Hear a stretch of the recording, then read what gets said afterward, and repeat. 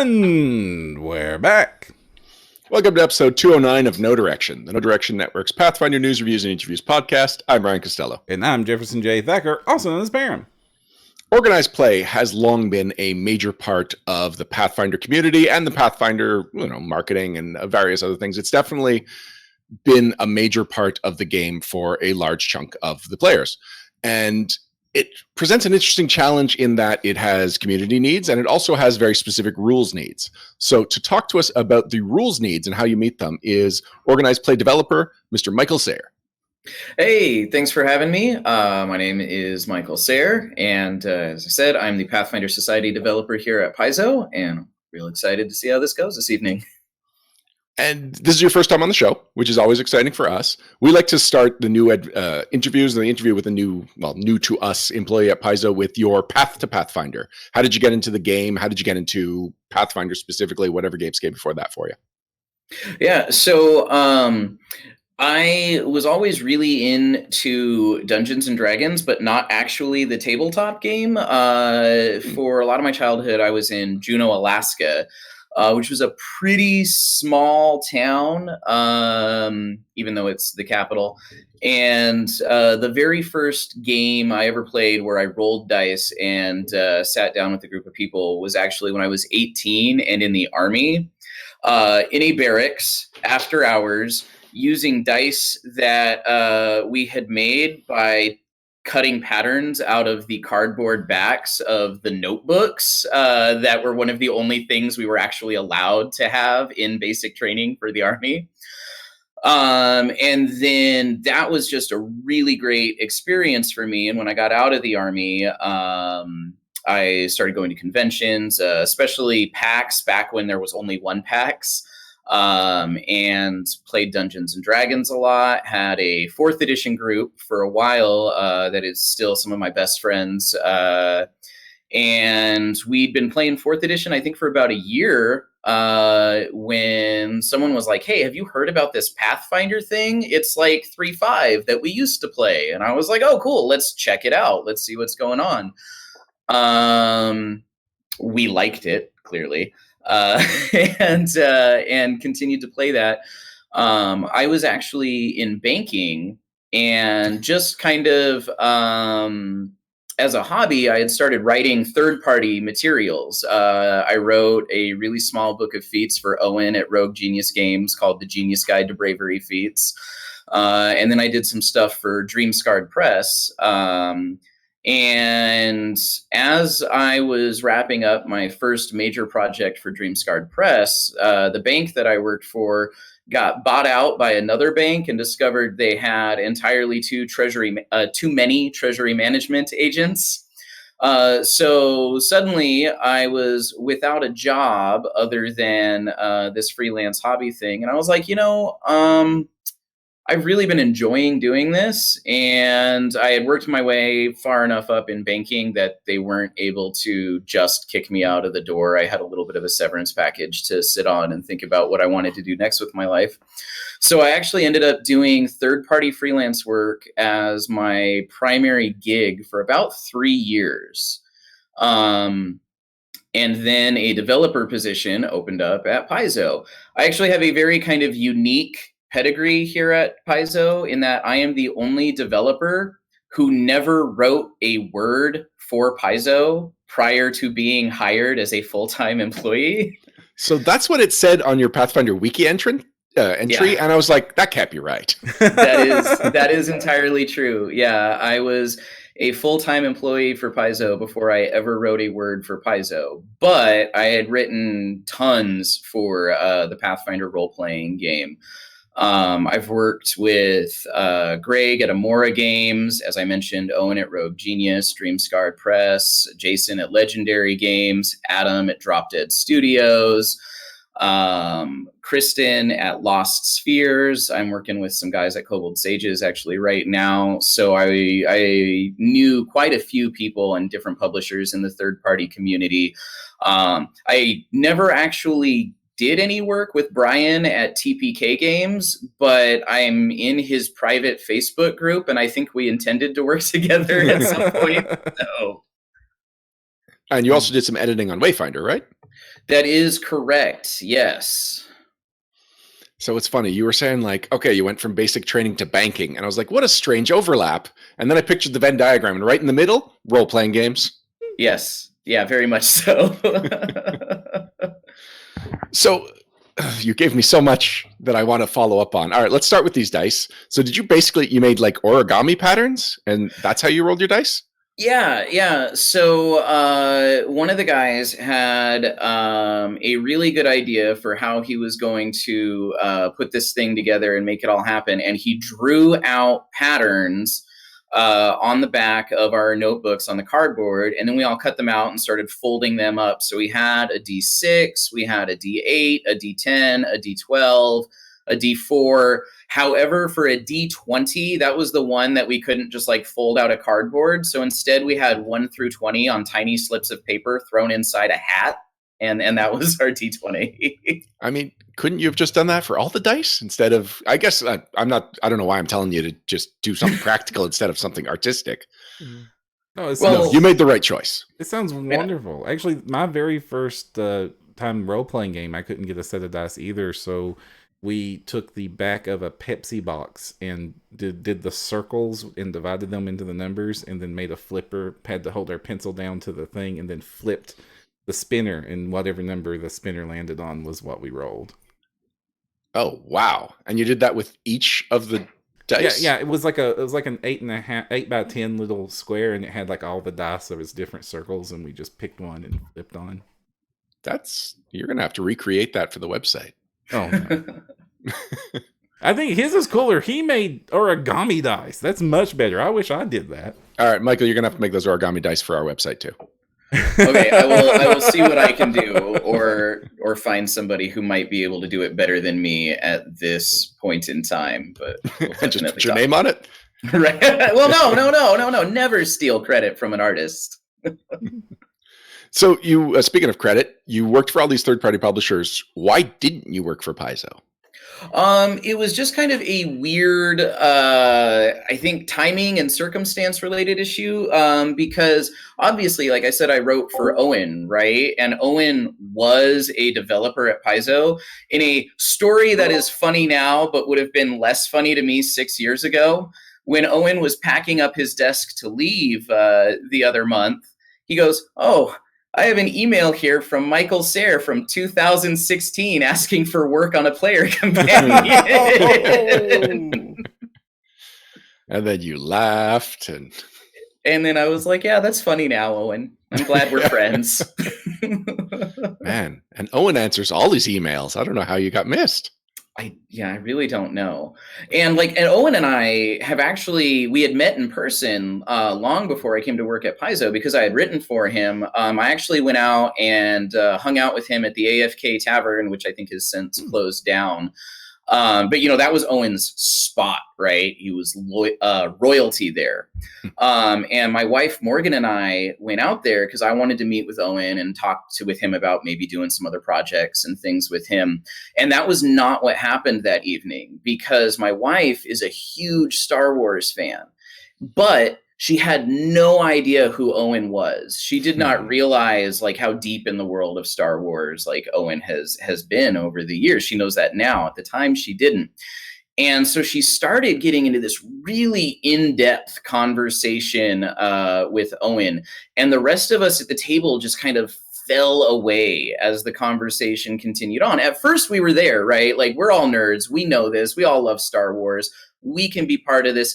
But then eventually they're arguing about the motivations of Grand Moff Tarkin prior to destroying Alderaan. And Stan and I and everyone else are just kind of well, this is great. Let's watch this happen and see how it goes. Because I think Owen, once you know who Owen is, he's such just a column of the community. There's so much that has been built upon his work. And, I really kind of view him as being, kind of my generation's Gygax or one of those other people who is just so formative that you can't really touch anything or do anything without it having been in some way influenced by him. But so it was just marvelous to see someone just fearlessly arguing with him respectfully. Like, they're great friends to this day. It was just really marvelous to watch it all play out, though. So what I don't think you realize you're telling me is that this generation's Gygax ignored you at a bar and didn't answer your email. Yeah, that sounds accurate. Yeah, that I cannot dispute either of those facts. So you gave us a list of credits, but you didn't talk a whole lot about your gaming, specifically your organized play gaming. I'd imagine before you applied for the organized play developer position, you had to have played some Pathfinder Society. Yeah, actually, it was pretty cool. The first time I played Pathfinder Society, I was actually living over in Spokane on the other side of the state here. And a buddy of mine, we had played organized play for 4th edition Dungeons and Dragons. He's like, hey, there's this guy.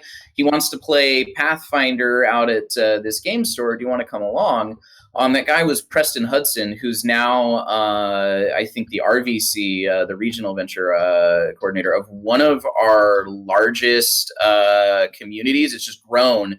But when I first started playing with him, it was him, his son, me, my friend Cody, and 2 to 3 other guys who just kind of showed up or may have already been at the game store, and we just kind of went to the table they were sitting at and started playing with them. I'm a little vague on the specifics, but now that's a huge, vibrant community that Preston grew. I cannot take any credit for that. I came over here to Seattle for the banking gig, and I was also doing a smaller local third-party organized play campaign I called Third Party Thursdays because it just sounded good. And I ran that for a while as kind of a way to self-promote before I ended up coming into work here at Paizo. I like that. That's it's good for the community, but with like self-promotion thrown in there, I can definitely respect that and relate. What's your Pathfinder Society number? At least how many digits is it? Just to get an idea of how long you've been doing this. No way. But that's new. As an employee, I got a new number. Yeah, it was still a fairly small number before, but yeah, now my number is 10. So oh, you're one of the double-digit Paizo employees. You're new. Yes. They were all out of 1 through 9 by the time I got here. I wonder how many Paizo employees are negative numbers. I would imagine none of them. I think that would really screw up the reporting system. Yeah, I imagine that to be true, but I'm not certain. I don't actually know who all 9 are, but I would assume that's everyone who's ever been an organized play developer plus Eric and Jacobs, maybe? Question mark. Now I want to know. I wish I had this information. Yeah. I feel like I knew who 2 was, and it wasn't either Eric or Jacobs. But anyway, this is some investigative reporting we'll have to follow up on for next episode. Yes. Or you can just leave the interview now, just run around asking everyone their PFS number. I'm sure that would be an excellent use of this time. Yeah. Yeah, we'll just wait here silently. So why don't you tell us a little bit about what does an organized play developer do? So for the first year and a half that I was here at Paizo, pretty much up until this last Gen Con, it was a lot of assisting John, Linda, and Thirsty, the other developers in organized play, in kind of doing their jobs, whatever that meant. Sometimes that meant that I would jump in on outlining scenarios that we had already kind of plotted out. Sometimes it would involve jumping on developing whatever needed to be done. And actual development work involves basically getting your turnover from the adventure writer, going through that, doing kind of basic grammar structure checks, making sure we've got the right monsters in there, that there's kind of a good diversity of challenges. So it's not, have the cleric run through spamming channel energy until everything is gone kind of thing, because we didn't put in anything other than zombies or skeletons. Just really making sure that it's a good, solid, well-rounded adventure, and then making the chronicle sheets, letting people know what kind of goodies they got for playing this. So now that I'm in the position of Pathfinder Society developer, I do a lot more of planning out what the next season, what the next year is going to look like. what the breakdown of adventures is going to be, how many of these are going to be devoted to some sort of meta plot story, how many of these are going to be things that are more one-offs, what do we want to talk about in the world, where do we want to go, and then turning that all into a nice cohesive whole that covers 24 scenarios plus 2 specials and now 12 quests. So And sorry, you said so you're taking over Pathfinder Society specifically, but you were the OP developer before, right? So are you like narrowing your focus? Narrowing which program I'm focused on, but broadening my responsibilities, I think, is the best way to describe that. Rather than, okay, right now I'm on Pathfinder Society. Next week I'm going to help Linda make sure that all of the adventure card game stuff gets through. And then I'm going to go over here and float and do some development work for Thirsty so that he can focus on Starfinder outlining. Now I'm really kind of lasered in on the Pathfinder Society program, the ongoing story of that, and just kind of all of the floating pieces of managing that. Now you said, go ahead, Bram. Now you said you worked on putting together chronicle sheets and making sure that they were done well. Actually, as many times as we've interviewed, I've never asked, like, how you all decide what rewards are available on a chronicle sheet and how the chronicle sheets are formatted. So there's a couple different pieces of that, right? So generally, any items that go on there should be items that you find in the adventure. And generally, in first edition, we tried to focus on items that you could only get on a chronicle sheet. So like a partially charged wand, which people really liked because it lets you get a cool spell without having to get all 50 uses of it, right? Or a rare item that only appeared in the adventure or things like that.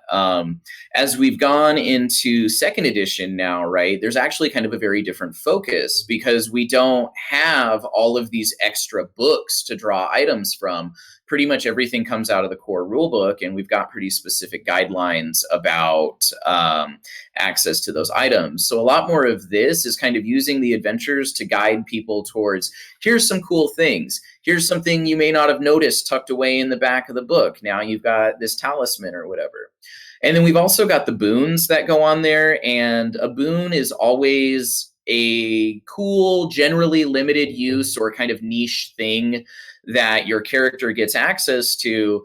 And those are very much kind of developer discretion as to what they're going to be and how we want to show off the adventure and give people that piece of the adventure that they take with them and remember. Gosh, those can be just about anything. In Council of Thieves, which was the very first Pathfinder adventure path that was published for Pathfinder First Edition, but also the last one that we've gotten sanctioned because I jumped back and did that right before Gen Con.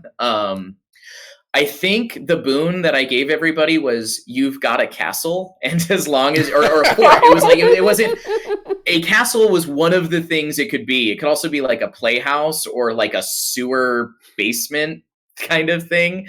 And so it started with, okay, you've got a secret base because that ties into the story of this. And then as you go along, you would get upgrades like now your base has a ballista mounted on it. And once per adventure, you can fire a ballista bolt at an enemy. And, what is the level range for that? Because I want to play some of my characters through that. They deserve castles. Yeah, I think that's, well, so it was the very first one we did, and it doesn't go to very high levels. I think it's 1 through 13, and so you get a chronicle sheet about every 3 levels. All right, because that's I'm gonna have to start making some plans. So, like, what's the practicality of a ballista on? Like, are they just carting it around with them?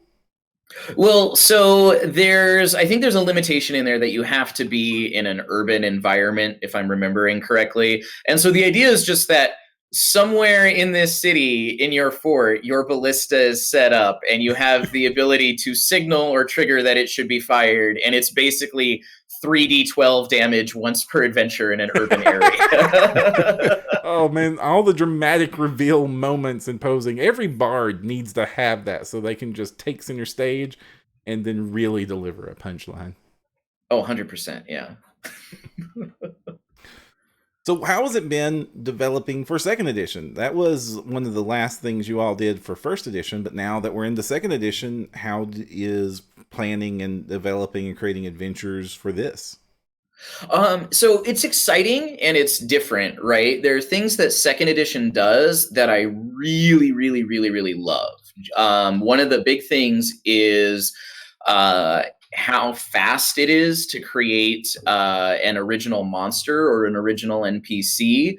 Because it goes very, very quickly. And one of the things that means is that we have a little more freedom to customize monsters and NPCs and enemies that go into adventures. And even the bestiary itself is actually set up with some monsters that are very automatically modular, right? Like there's the skeletons in the back, and the skeleton has this baseline skeleton. And then there's a thing where it's like, and it also has one of these 8 things generally. And those are anything from like bloody skeletons that regenerate to screaming skull skeletons that throw their head at you. So I think there's ones that explode when you kill them, and other ones that can just collapse into a pile of bones when you would get a critical hit on them to negate the crit. And so those are really, really fun tools to play with. They're very engaging, and they're a lot simpler and more streamlined to kind of put into place. One of the things that happened in first edition sometimes was if I asked a writer for a unique NPC or a unique monster, and we were in a higher level scenario, too much of their time and effort would go into making that monster or NPC, and not enough would go into the adventure itself. We haven't gotten into high levels yet, but so far I've had a lot better luck in kind of what I've been seeing from people, and from what I've been hearing from my writers and stuff on how easy it is to kind of get the ball rolling on these things. The uniformity of the math that underlies the system is also something that I think really allows us to make better adventures. In Pathfinder First Edition, and I'm not going to badmouth Pathfinder First Edition because I love it. I've written tons of books for it, a lot. My career is built on it, right? But the math was a lot looser. There was a lot more swing in things. You could have 4 first level characters, and 3 of them would hit the numbers that you expected the game to hit, and then one of them would have the AC that you expected of like a 7th level character. And that meant that certain stories could be very hard to tell, right? Because you have such a large spread of capabilities even within a single level range. A first edition adventure that I think of, and I haven't done a parallel in second edition yet, but I'm totally going to, was we did Reaver's Roar in first edition. And the idea behind that was that there's this big monster that's lurking around the cathedral, right? And we have traps, and they function mechanically as traps, but in play, they're the monster's like arms shooting up through the floorboards, grabbing your leg and yanking down, or things like this. And one of the pieces of feedback we got on that was, like the adventure is great, but then we get to the end and the boss monster is kind of a pushover. And it's like, unfortunately, that's what's going to happen when you've got a scenario for 11th level characters, and you have to keep the monster as something that's not just going to obliterate the lower system optimization kind of characters. Inevitably what's going to happen is you're going to have the players who really love the game and are really in there, and they have these really optimized high level characters. If your boss monster is a single monster, they're going to run over it.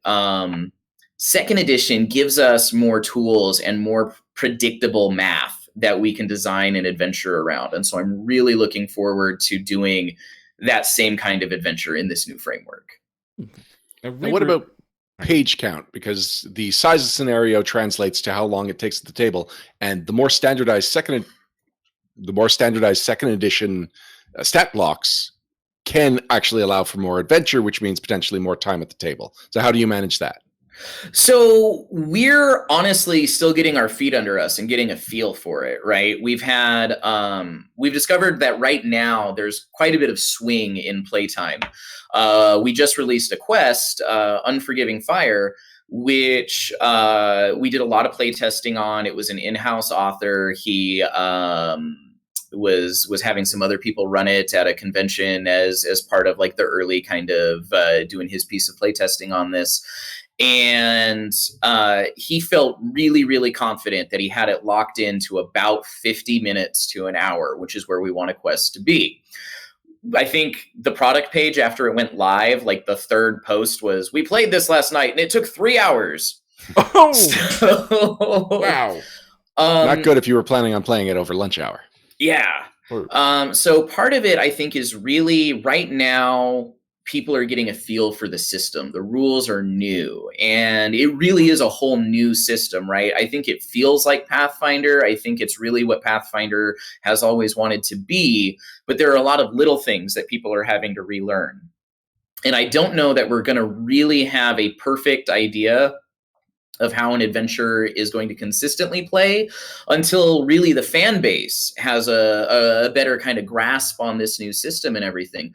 Once they do, I think what's going to happen is we're going to have more adventure in a smaller period of time. Because one of the things I've noticed in playing with the designers, the devs, and other people who have really gotten into second edition and kind of gotten their fingers into it and gotten their minds wrapped around it, is that combat goes way faster.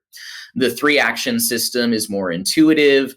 The just getting in and executing each round has a lot fewer variables. You don't have to balance the, okay, do I risk using this immediate action off turn and not having my swift action next turn kind of elements. You have a lot more predictability and kind of smoothness in the play. And what I've found is that once people really get used to that, combats go vastly quicker. Yeah, my first scenario that I ran with the new players, I'm a adventure officer at our local store. When I was teaching them, the first adventure was about normal Pathfinder Society time period, but everyone after that, now that everybody's familiar with the rules and not having to pause and explain how it's different from first edition, we're finishing in like under 4 hours every single time now. Yeah, I think ultimately what it's going to mean is that we do a little bit more in each adventure, right? Maybe we fit in kind of another minor encounter. Maybe we fit in a little bit more social time with the NPCs. That will really vary from adventure to adventure, depending on what's important for that adventure to do. Right now, we're keeping them pretty much the same length, because everybody's got to get used to the system. But I think ultimately we're going to end up getting a little more story in kind of the same space and word count and time frame. Speaking of story, when second edition, or sorry, this new version of Pathfinder Society was being hyped, one of the things that was being sold on about it was that if you look at your chronicle sheets, they will tell a story, and that the boons will kind of have an arc for your character. So can you go into a little bit about how that works? Yeah, so the new chronicle sheets, at the top of them, there is a summary of the adventure. It's a pretty light touch, about a paragraph, and it just kind of tells you what your experience most likely was going through this, so that if you pull out a character that you haven't touched in a few years and you could look at the chronicle sheets, you'll hopefully remember, like, oh, right, yeah, that was the one with the goblins in the playhouse, and I did do that thing. That sucked. Or that was amazing, hopefully, more often than the other, but sometimes, obviously, like a difficult challenge sometimes has its place in your memory and can be in some ways even better than the ones that were easy and that you felt like you blew through. So you've got that piece, and then you go down, and the boons are always very story oriented. They directly touch on something that happened to you. It's hard not to be spoilery, right? Because none of our scenarios have been out for more than 60 days at this point. But for example, we have one scenario. We have one scenario that has 2 different boons on it, and one of the boons is actually tailored to, you only get it if things go very poorly for you in the scenario. It's basically you were tied up and left on the side of the road by the bad guy, and if he appears in a future scenario, which will depend on the reporting data, because we're going to find out how often the bad guy got away, how often the bad guy beat the party, how often the party beat the bad guy, and then we'll use that information to inform a later scenario. And the kind of the most likely thing that's going to happen is if you have that boon that says you got into this bad situation, then it's going to give you some very unique benefits and some unique role play opportunities when the bad guy comes back. If you have the boon that says you beat him up, or that you chased him away, then it's going to have a different set of benefits when you interact with him again. So, and if everybody consistently like just trounces the bad guy and he never gets away, then those boons might end up being turned into something else entirely, where instead of it affecting how you interact with that NPC, it'll interact how somebody else who knew of or knew that NPC interacts with you. Son of that NPC. Right. Now, one of the things I have noticed, having played through all but the ones you all just released of the scenarios, is it seems that there's a lot more social in each of the adventures, and a lot more very distinctive PCs. I want to say quirky. Is this an intentional move forward? So part of that is probably me specifically, right? Well, look at you. Well, because as I've been stepping into this role, I've been doing more of the scenarios, both the second edition and the first edition ones, in the outlining and development and everything. And I like weird, quirky NPCs. And one of the things that we're really looking to do is, this is a new campaign, right? It's not just a continuation of the first edition campaign. We want it to be something that is accessible to new players, where we want to make sure we're giving nods to the people who have been fans and players for a long time. But we also don't want the game to feel prohibitive, to where there's like so many inside jokes and so many meta plot references that the new players don't feel like they can get into it as well. So bringing in new people who everybody kind of has that same shared relationship with and that same starting point with, I think is an important part of doing that. And then there's also the reality that as the developer, I really need to be able to connect with the characters we're presenting, right? I can't do a good job of developing them and talking about them if I don't have any way to relate to them. So you're going to see a little bit of a personality shift there, as you get a little less of John's personality in the NPCs and a little more of mine. And I think it would be totally fair that when people talk to John and talk to me, they would use quirky to describe me more often than they would use it to describe John. Now, I know that at least structurally, a lot of PFS2 is taking after some of the things that really worked well with Starfinder Society, how it was structured. Is Urwal the Zigzix of PFS2?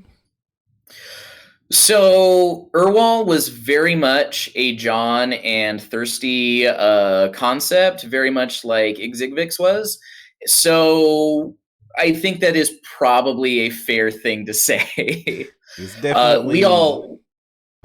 We all loved the idea of Urwal when John first brought it up, as kind of this lizard folk who just showed up at the Pathfinder Society, like clambered in through a window and started just pulling out the red pen and editing chronicles. Like, I don't think this person was ever here at all, until the person whose office Urwal was actually in walked in and was like, "Why is there an Aruxi in my chair?" So. The way you're describing Pathfinder Society, the place sounds like you just think it's the Paizo office. I mean, there's probably a certain amount of overlap there, right? And again, that's what happens when you just have people who spend years creating this world, right? There's going to be pieces of them and their personalities and experiences that just bleed into the setting and the characters, because I don't think it's possible to create a character who does not have some piece of you in there. Even the really bad ones, are going to have what you think is bad as their hook. They're going to have the thing that you view as evil as the way that they represent and portray evil. So I don't know that it would be really possible for a decade of Pathfinder developers to create this world without some of the world that surrounds them every day bleeding in a little bit.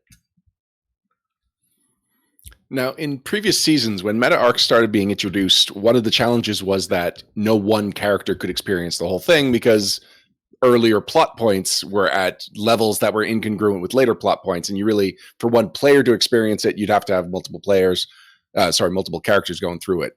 Is that just something you have to accept, or is there something you know how to deal with?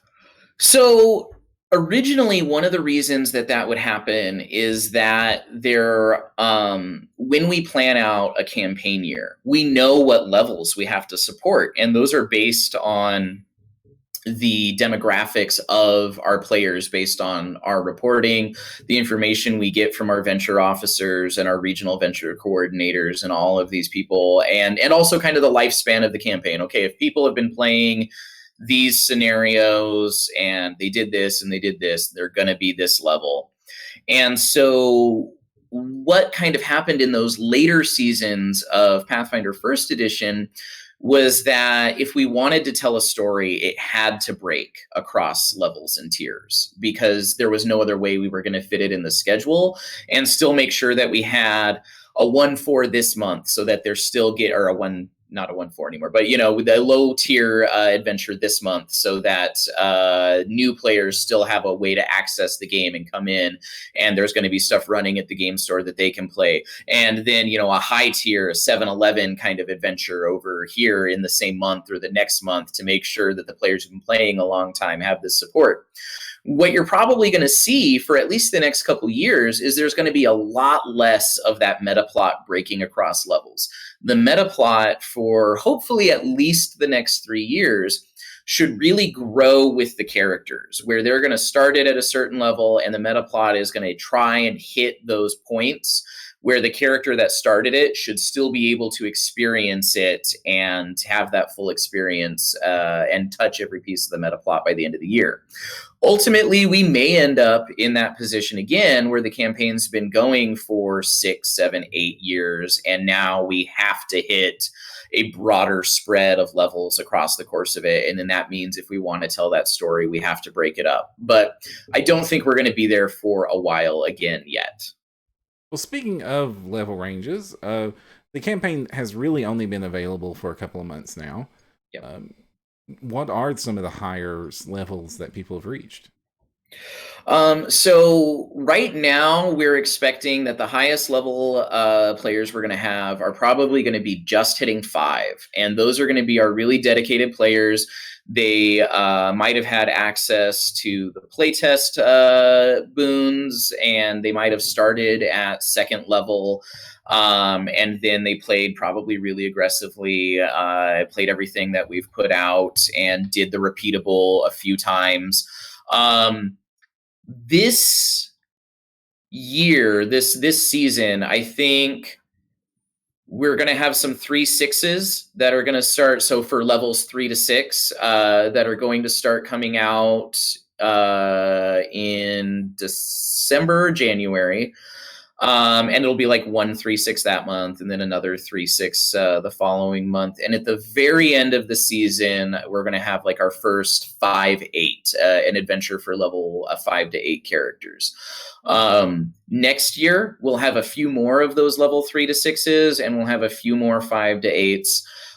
We may also end up breaking into maybe maybe a 7-11, 8-11. I can't remember exactly how we broke those numbers down, because we haven't done them yet. But we may start hitting into those kind of more mid-level range things, which for organized play are often closer to the end of a character's span.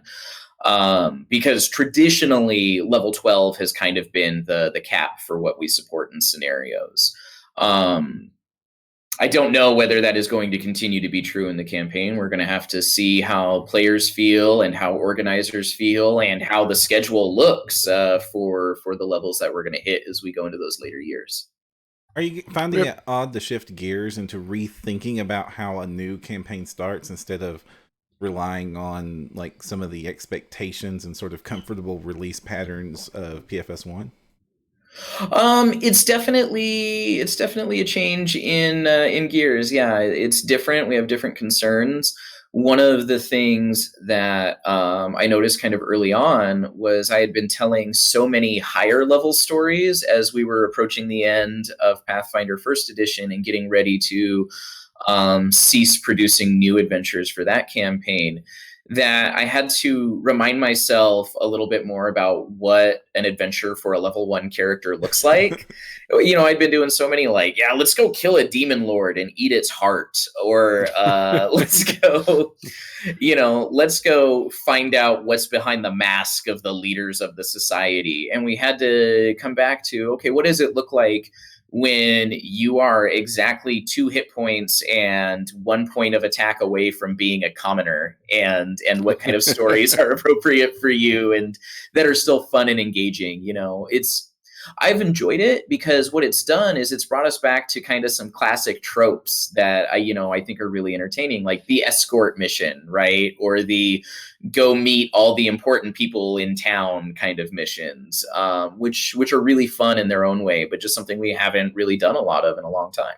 Yeah, I had players genuinely afraid of a spider swarm for the first time in forever. We have a couple of questions from chat. The Hidden Twig wants to know if we can ever expect 16 plus level content in PFS.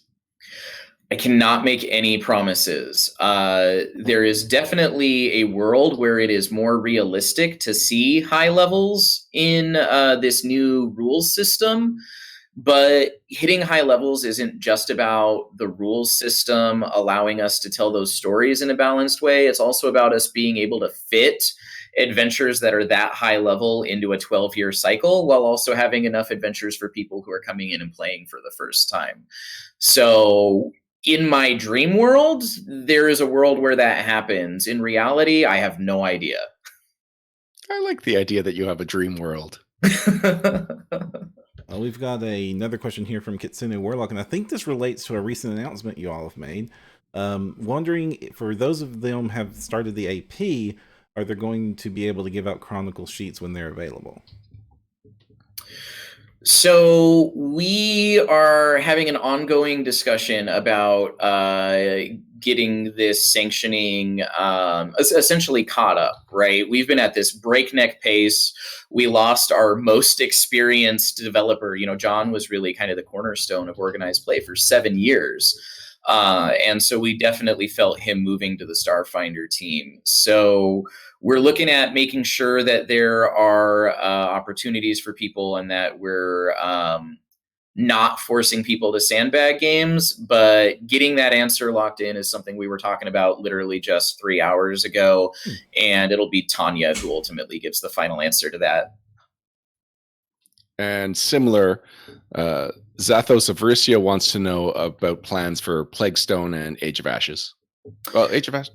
Anyway, sorry, go ahead. That's it, yeah. Plaguestone, right, is going to be definitely by the end of the month. We've already created... Nice. Yeah, we've already created the Chronicle sheet. We've already had it go through layout, and Tanya specifically told me that it was okay if I promised people would have it by the end of the month. So I believe you all also made an announcement that you would be allowing those Chronicles to go to be backup reverse live. compatible.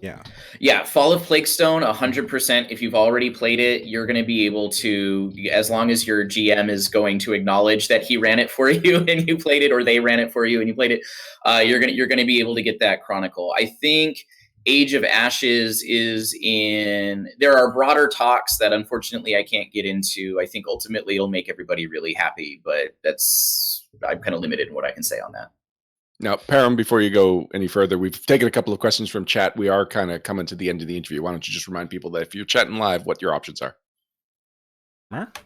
You confused me. Just give the chat spiel. Oh, yes. We film these episodes live in front of a Twitch audience. So if you have any questions for us or our guests during the show, go ahead and type them in there, and we will relay them to our guests or to each other when it's just me and Ryan later on in the show. Hidden Twig wants to know, Starfinder Society has certain scenarios where you can unlock races to play. Does Pathfinder Society have any plans to do this with Ancestries and Lost Omens Player Guide coming out? Or is that a strictly part of the achievement point system? New ancestries are largely going to fall under the achievement point system. That doesn't mean that we're not going to have some really cool, unique, and original stuff that we're doing on the Chronicle sheets for Pathfinder, however. For example, if you play the quest that just came out, Unforgiving Fire, that Chronicle sheet has an original feat on it for monks, because it is a scenario where you go down to Jalmaray and there are martial artists involved. That feat, the only place it exists, it's not in any books. It is only on that Chronicle sheet, and getting that Chronicle sheet gives you access to that feat for all of your organized play characters, as long as they meet the qualifications and prerequisites for it, of course. But you get access to it for everybody. That's nice. And I have no intentions of that being the last or only time we do something like that. So. Now, you just mentioned the achievement program. I don't think we've had a lot of time to talk about it. Can you explain that real quick? So the long and the short of it is that every time you play and your adventure gets reported, you gain points. These points go into an online bank that exists on our website, and you will be able to take those points and redeem them for different kinds of boons. That's going to be new ancestries. That's going to be access to uncommon goodies. If you're not familiar with the commonality system in Pathfinder 2nd Edition, there's basically common, uncommon, rare, and unique options. A common option anybody can get. An uncommon option, there's probably a particular thing you have to do, place you have to be from, or ancestry you have to be, something like that to use it. A rare option you only get by learning it from an NPC in game or finding it in game. It's not something that you can just pick when you're making your character. You have to get it through an adventure. And unique means there's only one of them in the world generally. So those uncommon and rare options are generally going to be things that you get through achievement points. There may be a follow-up question to this, which is, when does the achievement point system go live? I don't have an answer to that question right now. Thank you. Also, I think that's the first time I've heard rare versus uncommon explained so succinctly. Like, normally it's just this vague thing of common, everyone can have. Everything else is rarer than common. Now, we have them asking about sanctioning of Lost Omen World Guide, but that's a good transition to you. Did a lot of work for the Lost Omens. I did. Specifically, Lost Omens Character Guide. I wrote the entire Goblin section there, which I was really excited about. When I first started working at Paizo, we were getting ready to make the announcement that Pathfinder 2nd Edition was coming out and that Goblins were going to be a new core ancestry. It was actually really exciting. At some point, I'll have to tell you about what my first day of work at Paizo was like. But I really like Goblins. I think I probably empathize and identify with them slightly too much. But so I was really excited about the fact that we needed to be talking about them, how they fit into the world, and what's been going on with all of the other parts of the world where there are goblins, but we haven't really talked about them as much. And then the Lost Omens Character Guide was a chance for me to just kind of dive headfirst into that and talk about the world from the viewpoint of goblins, which nobody ever does, partially because there may be some kind of, most people are probably a little too stable to think that's a good idea, but I was really excited about it. You'll see some fun stuff in the character guide. Like, there's a burning spit feat that goblins can take that keys onto an earlier feat where they can light themselves on fire. And then as long as they're on fire, they can spit a line of boiling spit that gives them a flaming unarmed attack that they can use at range. That mostly made it through as I had hoped it would, though when I wrote it and before it went to other developers, it was burning snot, not boiling spit. So, I don't know. Maybe I'm disappointed, but ultimately I got what I wanted out of that, which was a weaponized body function. So you all haven't been opposed to that before. I'm pretty sure I have a fire snot card that you all gave us at Gen Con. Oh yeah, 100%. That was the piece of art that inspired this feat. I think it was actually a spell the first time we did it. But I was like, it doesn't need to be magic, right? They're weird little, like, nobody knows what's going on with goblin biology. I don't think there's any reason that any goblin shouldn't have access to flaming snot rocket. Normally, we don't ask people to throw other people under the bus, but who ruined the fun there? I actually have no idea. I legitimately don't know, because it had made it like all the way through editing and it was still burning snot. And then somehow in the final book, it was spit. So I have no idea at what point that happened, but probably it was done by someone who is important enough that I shouldn't be throwing them under the bus. Oh. Kitsune Warlock in chat has just thrown out Goblinomicon as the name for your chapter. That is not the name for the chapter, but it probably should have been. So, speaking of, since you did do the definitive chapter on goblins, how has adapting Goblin to be a player-friendly option been? Was there much involved there, or are they still the crazy things they always were? Keeping all of the things that made Pathfinder Goblins wonderful, and keeping those true was something that was really, really important for everybody at Paizo as we went forward, right?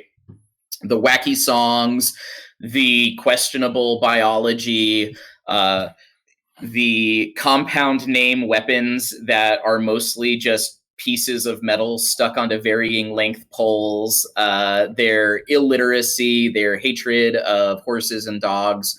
All of these things were things that were really important for us to hold on to. And for me personally, part of like figuring out who goblins were and who they needed to be appropriate as a core ancestry and not fundamentally changing them involved going really far back into kind of the roots of the game. One of the things that kind of came up when goblins were first announced is, or a lot of people are like, oh, goblins have always been evil and they can only be evil. And I'm like, so it turns out the very, very first non-evil goblin in Galarian predates the Pathfinder rules set. In Dark Markets, A Guide to Catapesh, which was a 3-5 book, there is a chaotic neutral goblin named Krebeljeggle who runs a casino in Catapesh. The very first adventure path that we ever released for the Pathfinder rule set, Council of Thieves, has a lawful neutral goblin named Jinku who is 100% convinced that he is a Hell Knight and guards a Hell Knight basement, even has his own Hell Knight helmet and everything. So goblins not being universally evil is literally older than any rule set we've had for the Pathfinder game. It goes back to 3.5. And so then that kind of led to, okay, if they're not automatically evil, then why do they normally get seen that way? Why are they pests? And one of the answers is they eat everything, including gross stuff, which means that they don't make, great dining companions. They're going to kind of... they're going to kind of get looked down on in social circles. And then there were also some kind of interesting sociological elements.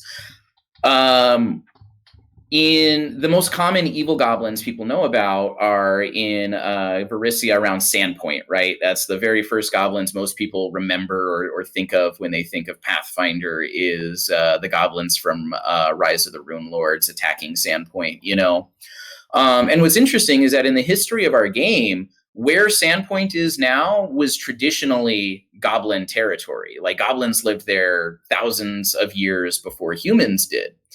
And as humans moved into the area, the goblins who lived there were pretty aggressive and attacked the humans. The humans then started like, okay, well, when goblins show up, turn guards or adventurers on them, whoever happens to be available. And then my kind of interpretation of that is that then became a very cyclical thing where no goblin ever lived long enough to pass any kind of useful information on to the other goblins. And so that's really where these kind of like manic evil Lord of the Flies goblins came from. But that also means that goblins in other parts of the world might be very different. And we've gotten to explore and talk about some of those. We've got a goblin merchant down in Katapesh who is an old goblin who I think he was either the first or the second old goblin we'd ever gotten art of, because it doesn't happen very often. We typically just don't get old. And his kind of thing was that he was a goblin slave, which was riffing off of some comics that we did with IDW, right? Mm-hmm. And now he's become successful. He's taken these opportunities that have been presented to him, and whenever other goblin slaves show up in Katapesh, he buys them and adopts them into his family. Generally with some success, though. One of the running jokes in the office has been that every time we use him, we need to change the number of family members that he has, making them either drastically lower or drastically higher. The drastically lower typically involving warehouse fires of some kind. So... Now, you've clearly know the history of goblins, but what can you preview for us about the future of goblins that you might have introduced in this book? So we got to touch on the different ethnicities of goblins, right? People have tended to view them as very kind of singular, even though that's not strictly true. We've had frost goblins and we've had monkey goblins. And so we really got to kind of talk about, okay, yeah, there are all of these different kinds of goblins. And then that means you get new feats for them, right? I told you there's the feat for goblins to light themselves on fire and get some cool benefits from being on fire, including opening up access to boiling spit or flaming snot. You can really flavor that however you want. But then we've also built in new stuff for the snow goblins, frost goblins, where there's like a freeze it feat in there where they basically like flex real hard and create an area of cold around themselves that makes their enemies clumsy.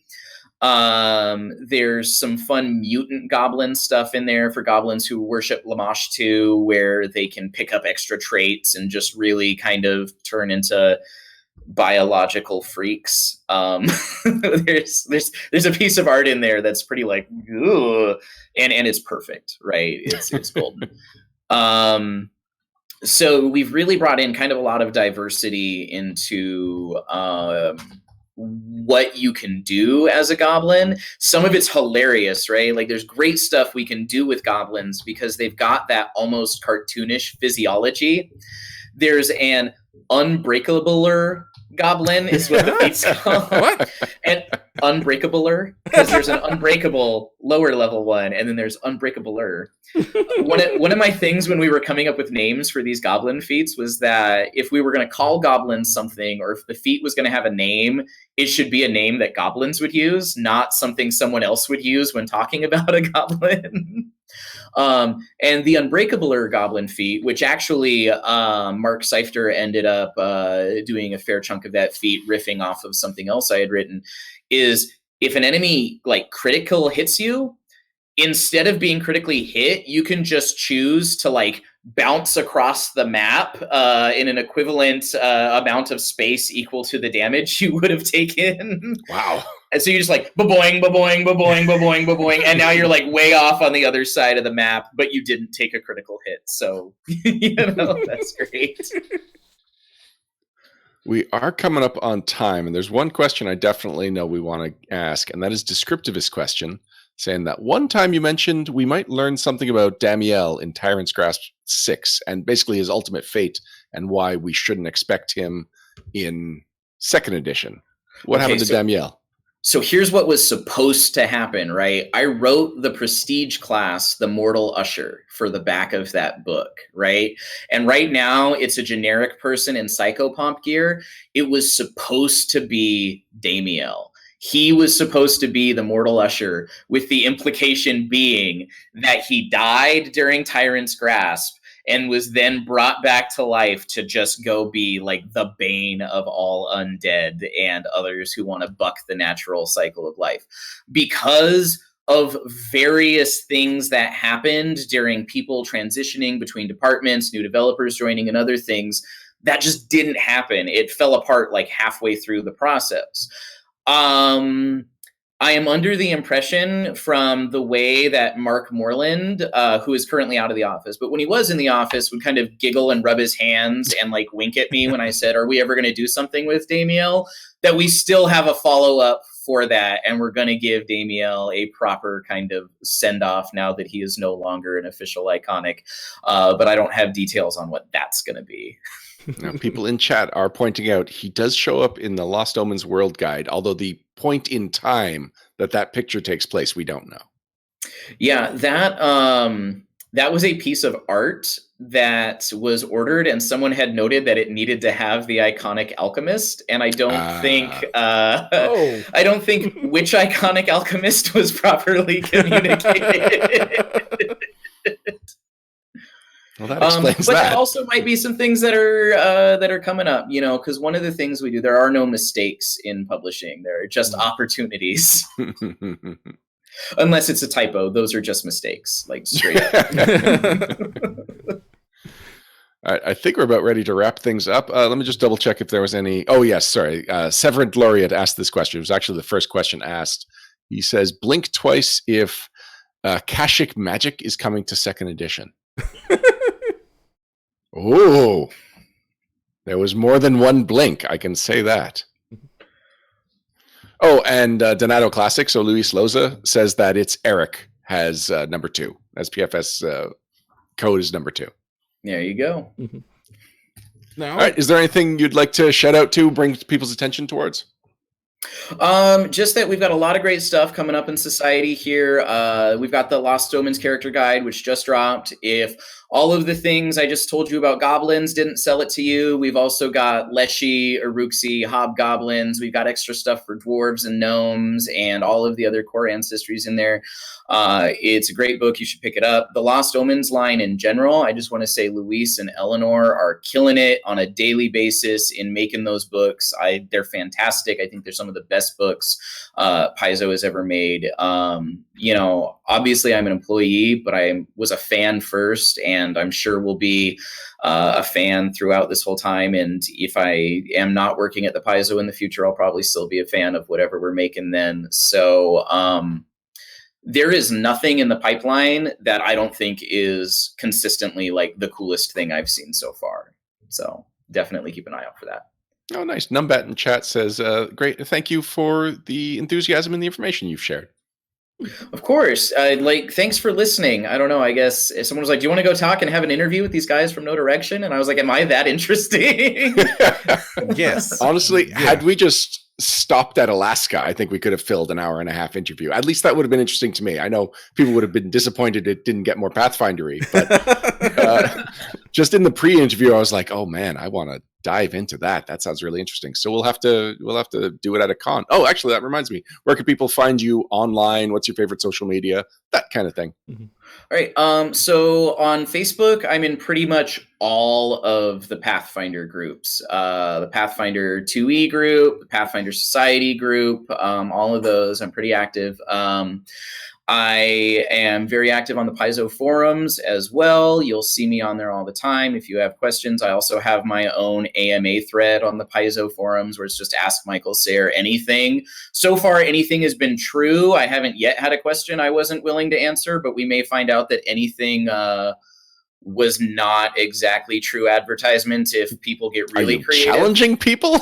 I feel like I just did, and that wasn't where I meant to go, but now that's the world we live in. I've also, I know at least one person in the chat, because they were asking about Akashic Magic, is a fan of my third-party work. Keep an eye out probably in the next week or two. My blog, which I have been sadly neglecting, which is somnambulant-gamer.com. I'm going to have some cool riffs on some of the products that I've been doing that have been coming out recently as just kind of free web supplements for folks, and also talking about why I've been neglecting the blog so long. So. Excellent. Well, thank you. Honestly, I felt this interview flew by. Like I was checking the time and it was like, that can't be right. All right. Well, yeah, we'll have to do this again sometime. I'm looking forward to it. Thanks again. Bye-bye. Of course. Thank you guys. So we will be right back with some news right after this. news. Pathfinder news. Pathfinder news. Pathfinder news. And we're back. In the Pathfinder news segment, we talk about all the things happening for for Pathfinder from Paizo, third-party publishers, licensees, or larger concerns in the gaming community, which is what today's news segment is about. And it is one that we even debated whether we should go into this. I believe, Param, that I have found a way that we can spin this that it maintains the character of our show, which, while it is a news show, it is also an entertaining show, and it's about positivity and enthusiasm. Right. But there's recently been just some unfortunate news from a couple of major companies related to the gaming industry. One of them is a gaming company. One of them is one that several gaming companies have used, and every gamer that I know has used. And one of the things is that to talk about this is to dive a lot more into a political arena than we normally do. Mm-hmm. So a couple of things are going to happen here. One, we're going to give you a warning that it's not going to be the apolitical, haven that we normally have on the show. We actually do have to dive into some politics, and even we'll use this as a rare opportunity, since we're broaching the topic, to get a little bit into our politics and explain why we are reacting the way we are. Yeah. Now, we're not going to be ranting about candidates or anything like that. We're mostly talking general philosophy. First of all, general philosophy. And second of all, I know you said candidates, but at first I thought you said Canada. And I was like, bring it! Is this finally happening, Param? No. The big US versus Canada debate that's been brewing for years between the two of us. I don't think it's been rather one-sided of us going, yeah, y'all's awesome. Yeah. And you eat weird food that kind of looks tasty. Yeah. And you have we eat mostly the same food. We're known for the weird milk. Food. Yes, we have our milk in bags. I know that you and especially Lauren are just baffled by the Canadian milk bags. Yeah. Which is also a great insult for Canadians. Yeah. Also, most of our haters would not say we're apolitical. I mean, we get called beta SJWs on a regular basis on a lot of the channels. Nice. We passed the alpha test and we're on to beta? Well, no. Alpha would be a good thing in their eyes. Yeah, well, that's not how I view it. So the other thing we're going to be doing is that we have a couple of palette cleansers lined up, so that things are getting a little too serious. Yeah, hold on, let me actually. You keep talking. I'm going to make sure we have one of those palette cleansers ready to go. All right. So I can say that we're going to be talking. We're going to try and keep it brief, and we are going to get to some gaming stories towards the end when we get more into a bantery side of the news segment. But we are going to be starting with the recent press release and employee releases from Lone Wolf Development. So Lone Wolf is a company that's probably very familiar to our listeners, but in case you aren't as familiar with the company as you are with their product, they are the people that released Hero Lab, which even on this podcast, we have touted Hero Lab. I know that Kathy from Adventurous literally cannot play the game without Hero Lab. She is just that thrown off by, real-time math. And I've quoted my friend Jeff, who one time at the table said that Hero Lab is literally a godsend. And of all his misuses of the word literally, that is my favorite. But recently, actually, let's back up a couple of months, because this even got alluded to in the interview. Owen K.C. Stevens, who is a friend of the show and a pillar of the community and a very important person to the role-playing hobby, left Paizo, and he and his wife both moved to Indianapolis area, correct, Pam? Yeah, they moved to southern Indianapolis, actually very near where I live, and many a fun time was anticipated by me being that close to Owen's. I consider a good friend. LJ is amazing. I love talking, hanging out, working with them whenever possible. And I mean, everybody loves Owen, right? Yeah, I was going to say that I have the same feelings, and that doesn't make us, exceptional. We are very much par for the course. Really, it seems like the only person that Owen doesn't like is Michael Sayre, since he wouldn't talk to him at the bar or answer his emails. So yeah, they got jobs, full-time jobs at Lone Wolf. Actually, I believe the original plan was that LJ was getting a full-time job and Owen was going to be working part-time there. And by the time he started working there, his status there had increased to either full-time or more part-time, like more hours than he anticipated.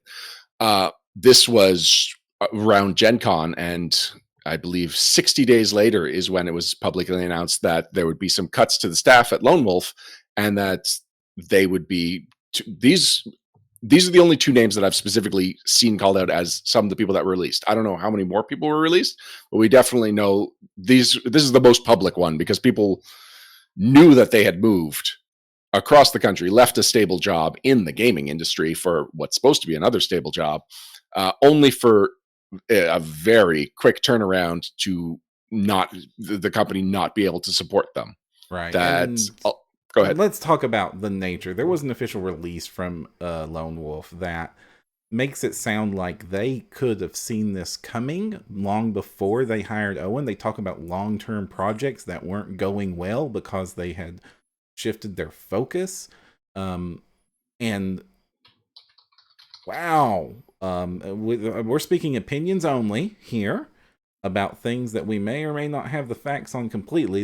And Owen and LJ have been very, very high road on this. But as just a concerned person in the world, that sounds like a horrible way to treat an employee, to ask somebody to move across the country, give up their life, give up another job for a position that wasn't stable. Yeah, just reading over the press release, there's talk about how they have investment funding, and that from another source, and that the funding window had already been passed. So basically, they were bringing Owen and LJ in not as like cleanup and hoping to finally meet a deadline. It was already done, and they were already in a dire situation when these two new people were brought in. The only scenario I can see that would make sense for them financially is if second edition of Pathfinder launched and suddenly there was a huge spike in Hero Lab online subscribers. That's the only way I could see this actually being a plan that went wrong. Otherwise, it feels like it was a lack of planning more than poor planning, or maybe a combination of both, really. Right. And again, this is our opinions. We have to state that very clearly, because libel. And we do not have all the facts. Though it does not seem, if we pay attention to a lot of the public discourse, that Hero Lab Online is massively super successful. I mean, are you getting that read on things, Ryan? I am getting the same read that a lot of people who are like dyed-in-the-wool fans of Hero Lab, what is now called Hero Lab Classic, unless for some reason I got the impression Hero Lab Classic was slightly different from the old version of Hero Lab. No, but it's the same. No, it's just a rebranding to distinguish it from Hero Lab Online. Yeah. That makes sense. And there were plans, I don't know if there still are plans, to make Hero Lab make Pathfinder First Edition available on Hero Lab, just as Starfinder and Pathfinder Second Edition. And I actually have enjoyed Hero Lab Online. I think the software was a much needed improvement. I loved Hero Lab First Edition. I have spent hundreds of dollars on that product, buying books for it. And especially for Pathfinder First Edition. Again, I love Pathfinder First Edition. It takes a long time to make NPCs, especially high-level ones, and Hero Lab made it take a lot less time. It was a very useful piece of software as a GM to be able to make monster stats and NPC stats very quickly. And there weren't a whole lot of alternatives. There was PC Gen, but it was usually several books behind on release schedule. And later on, Path Builder, and which we will talk. It's a good alternative to Hero Lab right now. The Hero Lab Online, when the servers weren't completely slammed, as they were the first couple of days that it came out, was a fine piece of software, though I don't like the specter of the monthly fee hanging over it. For those of you who don't know, Hero Lab meant you have to pay for each book. It's like $35 to buy in for the game, and then there's a monthly fee after 180 days to keep your characters on their server. It's a small monthly fee, but it does mean that you're continuing to pay for it even after you buy it, which is not the case with Hero Lab Classic, which was a piece of software you downloaded. It wasn't online. It was a downloaded a piece of software, you saved characters to files. Yeah, and to go back to your question about the impressions that people I know who like Hero Lab had, most of them stopped at the subscription model. Most of them said like, I don't even want to test it because I don't want to like it, because I definitely do not plan on paying a subscription model. Do you remember what the monthly fee was? I do not. I do not know. I do remember at the time I considered it small. So I guess we should find that out real quick. Yeah. They do not front load that or make it easy when you're purchasing it to know what that is. I went looking earlier. So I can see that $34.99 will get you 180 days of free access. Okay, Numbat in chat has an answer for us: $25 per year, which is okay. tiny. So $2 a month. Yeah, it's a tiny fee.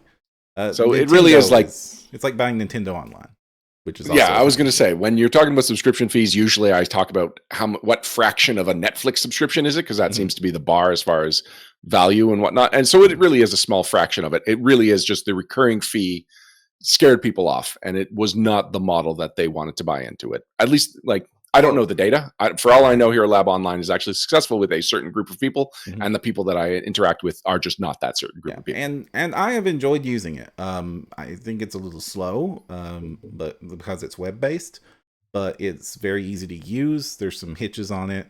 I just want to be completely honest about my opinions of the software. That up until this news hit, I intended to just pay for it forever, because anything to make my life as a GM, especially. And again, I don't mean to sound conceited or narcissistic, but especially as much as I have to be involved in Pathfinder and Starfinder and all things Paizo, anything to make being involved in this easier and less time consuming helps me get more stuff done, helps me make more content for the network. If I'm in 5 games, imagine having to do all that with pen and paper. Kitsune Warlock was even suggesting possibly using pencil and paper. I do for my own characters, I use pen and paper, but when I'm making NPCs, pay close attention to the No Direction channel up soon. I'm actually midway through editing a video about an alternative to Pathfinder Online. So let's talk about that, because I do want to keep this a fairly positive conversation. I want to talk about, people are saying like, this is the news, these are my feelings about the news. How do I react to this news? So one of the things that I encourage everyone to do is to go to patreon.com. Yes. And search for Owen K.C. Stevens. It's actually patreon.com/Owen K.C. Stevens. He's very easy to find. Oh, wow. His monthly income has more than doubled since the last time I checked, which was shortly after this news broke. So congratulations for him. But that's the most immediate thing you can do. If you are a fan of Owen's, you are concerned about the financial situation he has been put in, since both he and his wife were let go at the same time, shortly after a cross-country move. This is a way that you can be both financially supporting him and getting awesome content, because as Michael really well described him in the interview segment, Owen is amazing and important. He is also one of the most honest and earnest souls that I've ever worked with in my life. So Owen and I used to have a running gag where anytime I would message him, I would introduce myself to him again, like really elaborately. I would summarize all the things that we'd done together. I was like, oh, you were once on my podcast. I've written this thing for you. We spoke at Gen Con this one time. And it would just like, the list would get longer and longer. And that just became our hello. And like, considering Owen's position in the industry, for me to just be a screwball with him every time I'm saying hello, you have to understand that this is Owen's character and that he genuinely did appreciate that. And it just makes me want to reach out to him and just have an excuse to do the next part in this running gag, which unfortunately had played its course. Although every now and then I will reintroduce myself just, as a callback. But yeah, like that just shows Owen's character. Like Owen does not present himself like someone of his status in the industry until you start talking to him and you realize he absolutely has this knowledge base and this like history and experience that is only possible when you're Owen K.C. Stevens or someone on his level. And also, not to not to focus too tightly on Owen, LJ does not put herself out as publicly, but she is also an absolutely amazing person that is invaluable to the game industry. She's helped so many projects. She's a ridiculously good manager, editor, layoutist. I just talking with her about the logistics of gaming is like as good as a master course as far as I'm concerned. And it breaks my heart to see two like very caring people that have done so much for this industry put in such a situation, such a dire situation. And of course, anybody else affected by this, we do know there are more people affected by this bad news that our hearts go out to. And just to follow up on shout outs to LJ. So we're going to talk about this when we get to the shout out section, but we have a guest blogger block planned coming up. And LJ is one of the people that I reached out to and said, like, would you be interested in providing about 1,000 words for no direction? And we'll post it as a guest blog. And she said yes, and it was great. And then just as this news broke, actually, the way I even found out about this news with Lone Wolf is she contacted me and said, I'm no longer working at Lone Wolf, which is my, most public connection to the game industry right now. Do you still want to have me contribute to the blog? And I was like, LJ, we didn't contact you because you're LJ Stevens' Lone Wolf employee. We contacted you because you're LJ Stevens, which seemed to raise her spirits, but it was 100% sincere. Like, she didn't ask for what kind of topics to talk about. Some of the people that we contacted did. Had she asked and I gave her a list of topics, her connection with Lone Wolf was probably either going to be low on the list or not something I would have considered. Yeah, I mean, I was glad when I heard she was working with Lone Wolf, just because I knew that if this had been a stable job, which I think we all thought it was at the time, Lone Wolf's been around forever. And like, they're the biggest name going for software that supports gaming that aren't virtual tabletops. So to see this was just kind of caught everybody off guard, I think. Well, everybody besides, never mind. And so when hearing this news, I thought it was great for her, but it's just the latest gig for her. She was much more important before that. So the other thing you might be thinking now after hearing this news is that maybe you want to know about some alternatives for Hero Lab for a couple of reasons. One, you might just be upset with the company. That's perfectly valid reason to start exploring alternatives. You might be concerned that if this is their financial situation, how long is your Hero Lab stuff going to be valid? And maybe you just want to see what else is out there. So, Param, I shouted out to them either last episode or the episode before, but Path Builder 2 has been a really impressive character building app that I'm super happy with. It didn't take long for me to get to know how to work it. And now I'm still working through some of the quirks, but there's not even that many quirks. Really, the only one that really caught me off guard was at one point I took a feat. A couple of levels later, I qualified for another feat, another class feat. And I tried to take that same feat because it looked interesting, forgetting that I'd already taken it in my previous one. And so it was called out as something that was not valid. And I was looking at the prerequisites like, why can't I take this feat? And that was more on me than anything because I had just taken that feat. This is 5 minutes later. Yeah. No,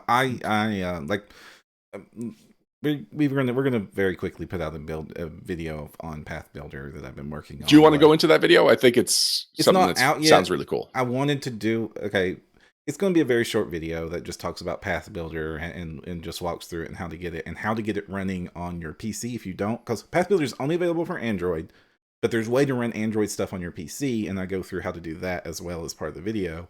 And it's not available on iOS right now, but it's great. Like, especially doing the research to put the video together, this thing is super easy to use. It's faster than Hero Lab, and honestly, if I knew this existed, I might have skipped on Hero Lab. They already have Lost Omens World Guide in it, and it's a free product. They don't get the books early, or at least no, I don't have any reason to believe they get the books early, and they had the software out within days. I think when I was following some of his posts on Reddit, it was like he was using the playtest is sort of to build out the software and then making rapid changes for very quickly. So within a couple of days, it was out and usable for Pathfinder 2. And then within a week of Lost Omens World Guide hitting, Lost Omens World Guide content was in there. So it's updated at a frequent pace. It's responsive. I can build a character faster on this than I can in Hero Lab to begin with. And also it's free and it's on my phone. I don't have to worry about servers, and I can save my character files. It's on your phone, but it's not locked to your phone. There's very easy ways you can export the characters you've made to PDF and then share them with yourself. In other ways, you can print them or use them on the computer. It's a surprisingly agile and versatile piece of equipment, considering it is just a fan project. Yeah, and it's much further polished than I expected.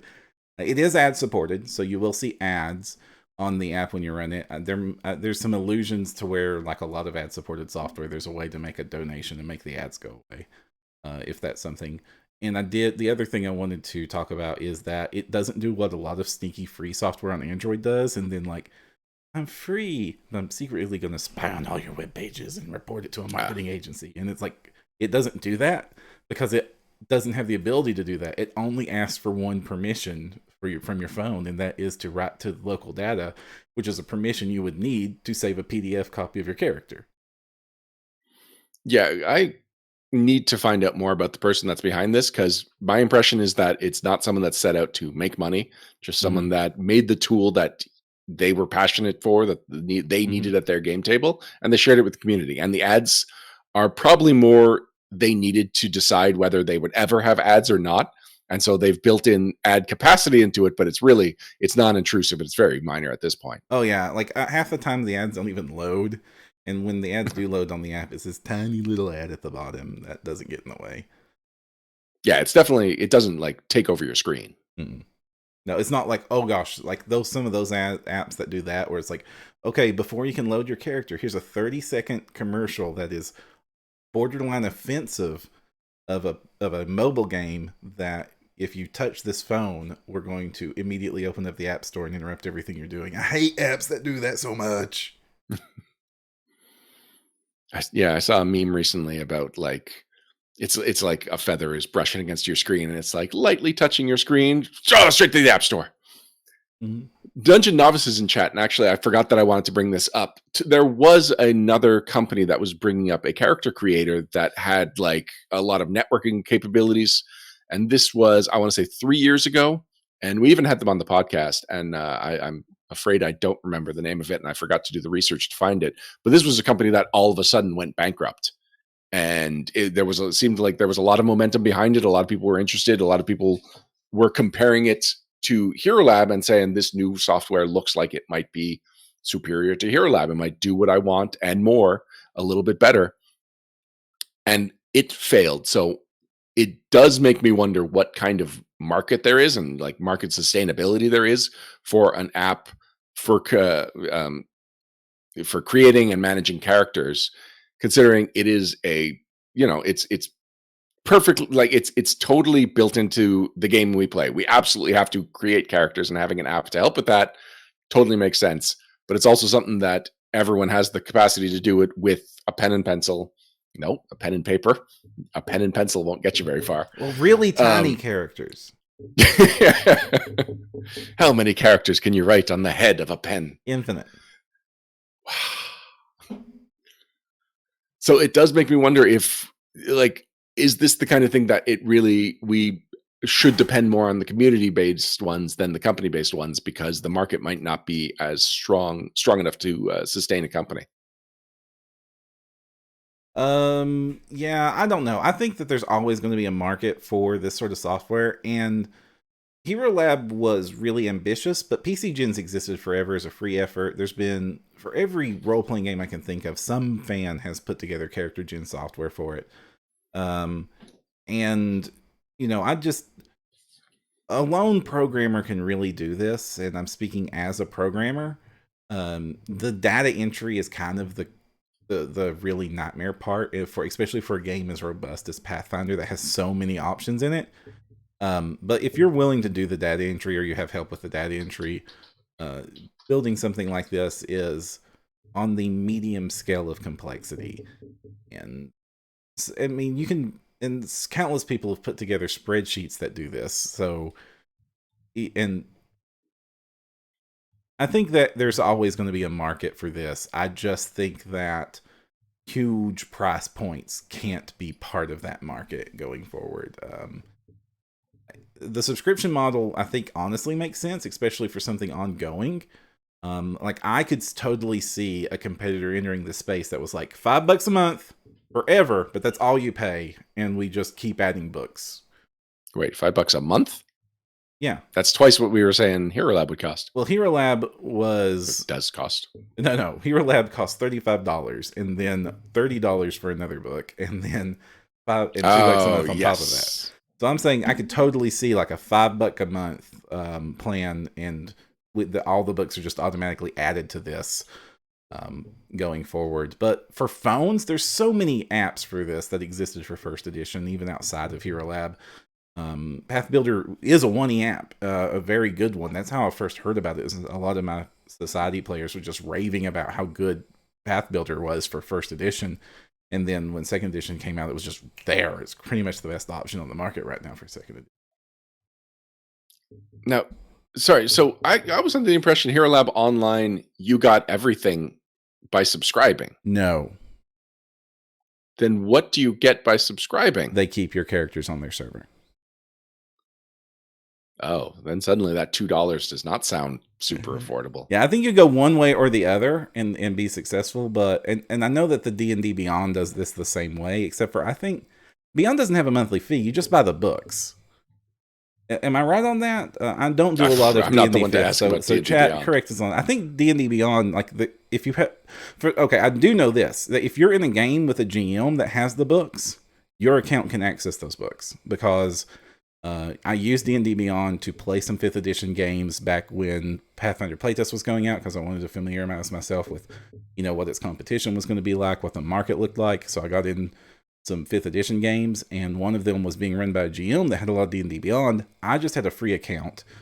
He had like every book bought, and I was able to create characters using his resources for his game.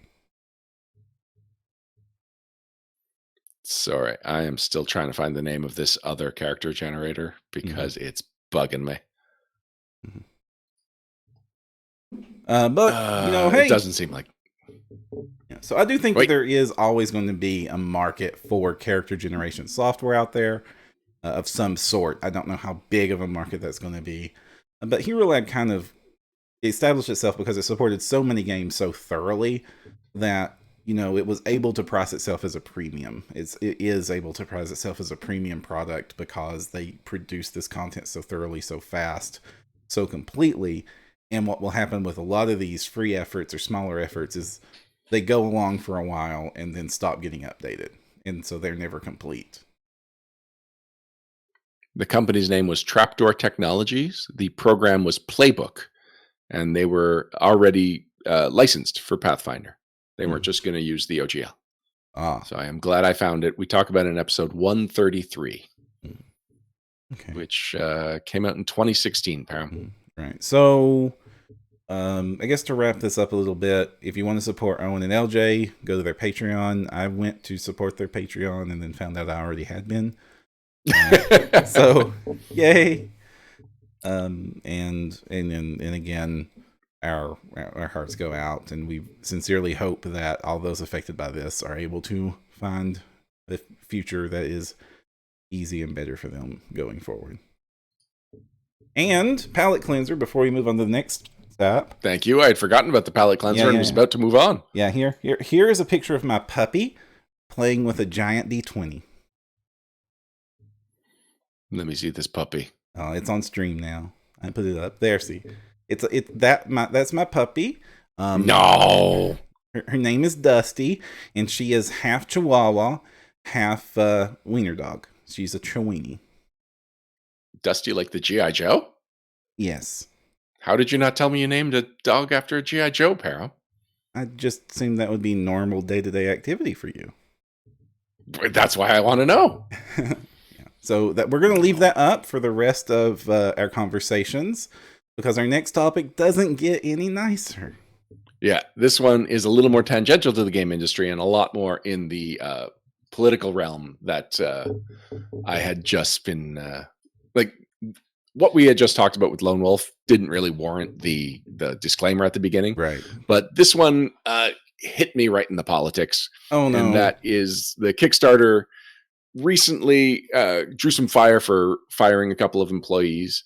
That the story was that they were trying to organize a union, and that seemed to be the only reason that Kickstarter fired them. And that's the kind of thing that you can't do if there's a union. That's technically illegal in the United States. You're not supposed to do that. Now Kickstarter has come out and said that that's not why they fired them. Right. We haven't seen evidence on either side. I'm saying all this just because we're a journalistic entity and we have to. Yeah, the way Kickstarter addressed it in a press release was that they can't go into why they fired them for privacy reasons, but they assure us that it wasn't for organizing a union. Some people have spoken to the press anonymously that work for Kickstarter saying, no, that was definitely it. So there's conflicting reports. Those are the two sides. Some people are saying yes, some people are saying no. Kickstarter officially saying no.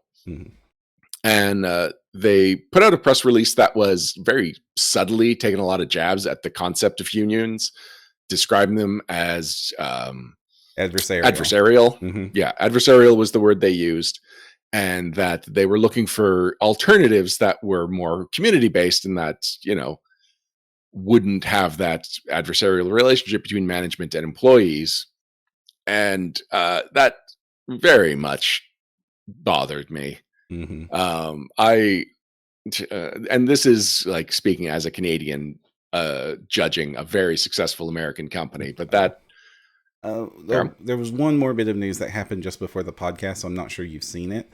The actual Kickstarter union that's trying to form has officially just put in the request for the company to recognize it voluntarily, though Kickstarter has already said that they will not recognize it voluntarily and will instead insist upon there's a specific way this is voted on legally. Yeah, the PBC model.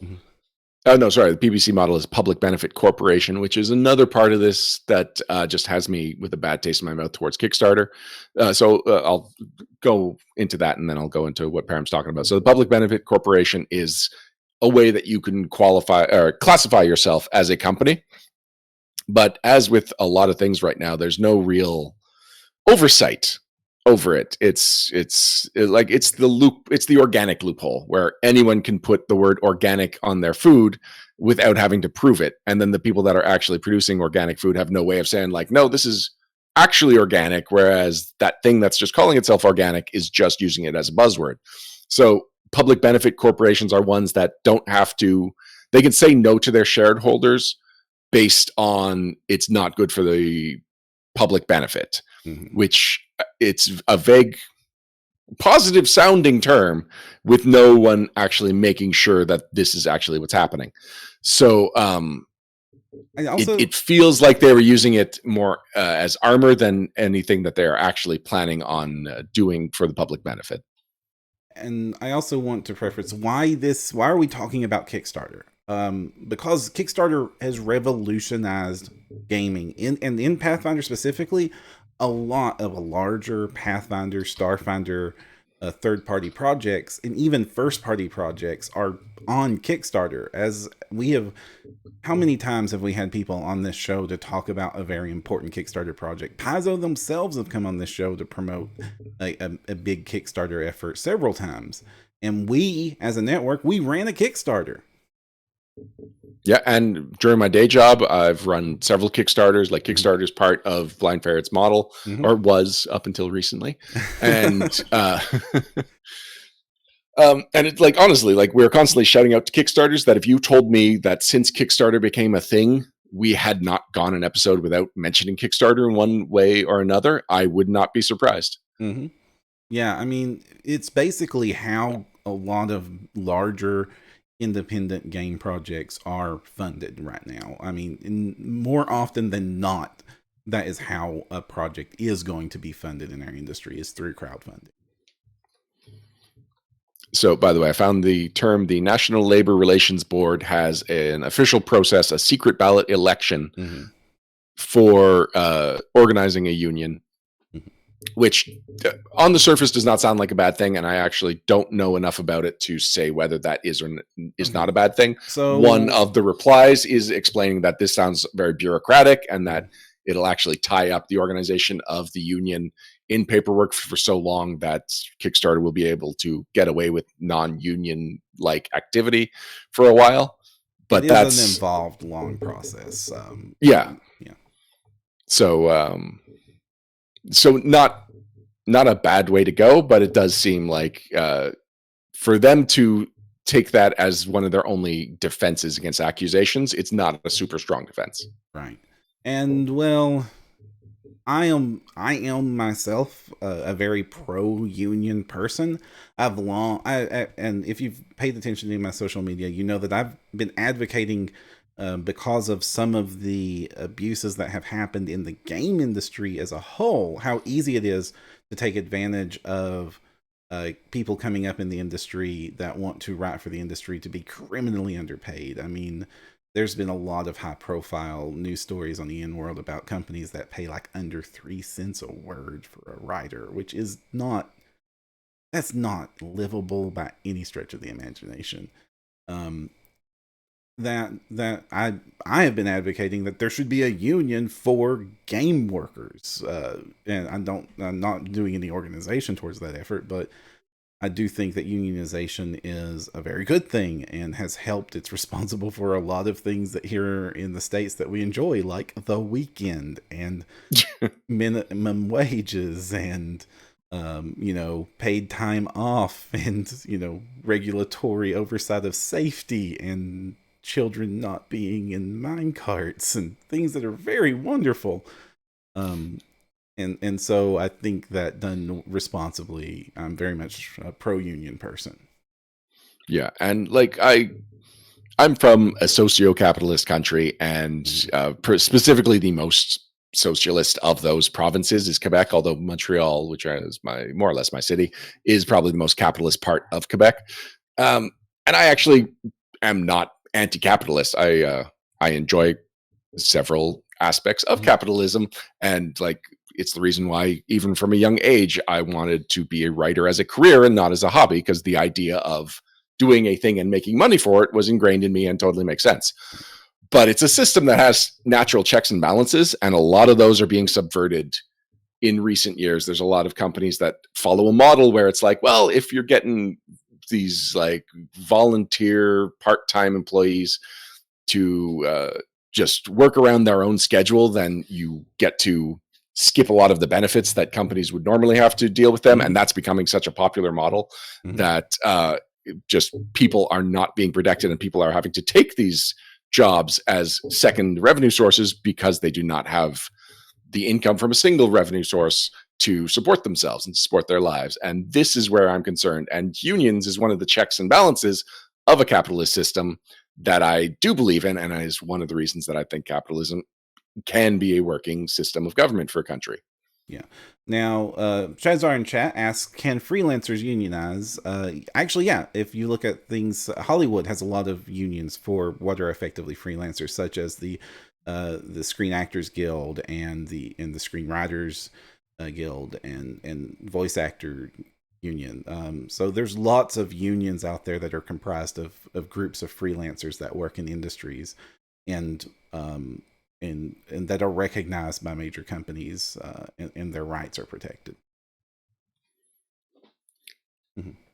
So I believe we've fully talked about why we are talking about this. The reason, once again, sticking to the positivity, I want to talk about what people can do in reaction to how they might feel about this, because ultimately any action you take on an individual level there is some collateral damage. You are either saying, I will continue to use the service, even though it means the employees at the service are not getting fairly treated or not given the full possibility of fair treatment. Or you can boycott the company, but because it's a company that is used by a lot of companies, including small companies and passionate artists, and people that, could have been planning for months or years to launch around now, completely oblivious to the fact that this would now become a controversy, they could be the alternative of collateral. The magnitude of how people are affected is debatable.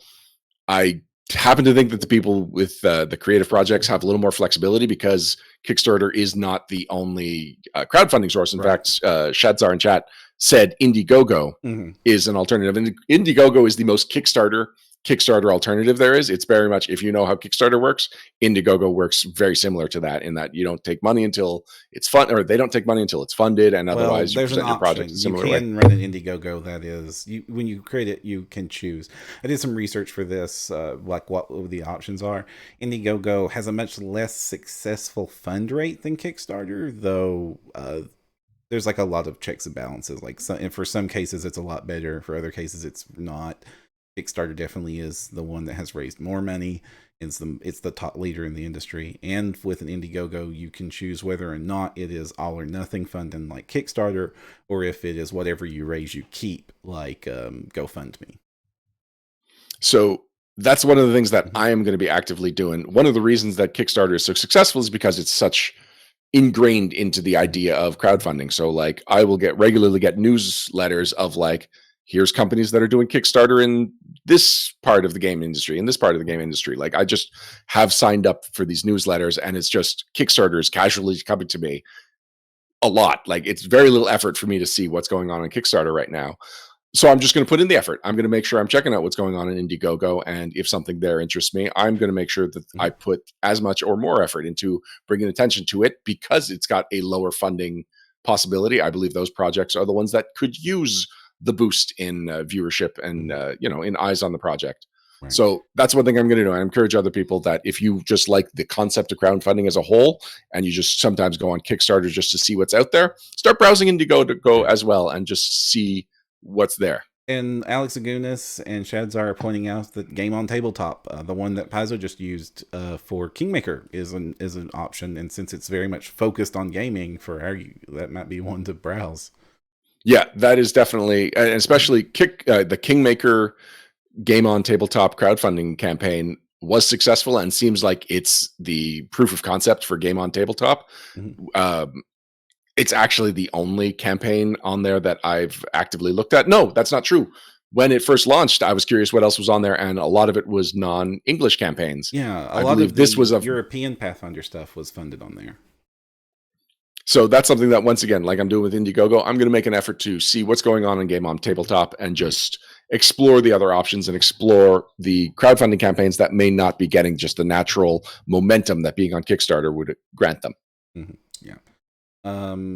In chat, Thunder Lily asks how union work for Kickstarter. This is for the Kickstarter employees. This wouldn't be for people that have Kickstarters. It's for the employees that work at Kickstarter, which is a large tech company, large enough that it would that people are considering unionizing at it, because the big tech company that's very successful. Exactly. And the reason that I'm willing to do the legwork for these other companies is that it's possible that money that could have been spent on the employees is instead being spent on marketing for Kickstarter, and that's why they got to the point that they are at. That's the kind of thing that kind of bums me out about them as a company and the whole situation right now.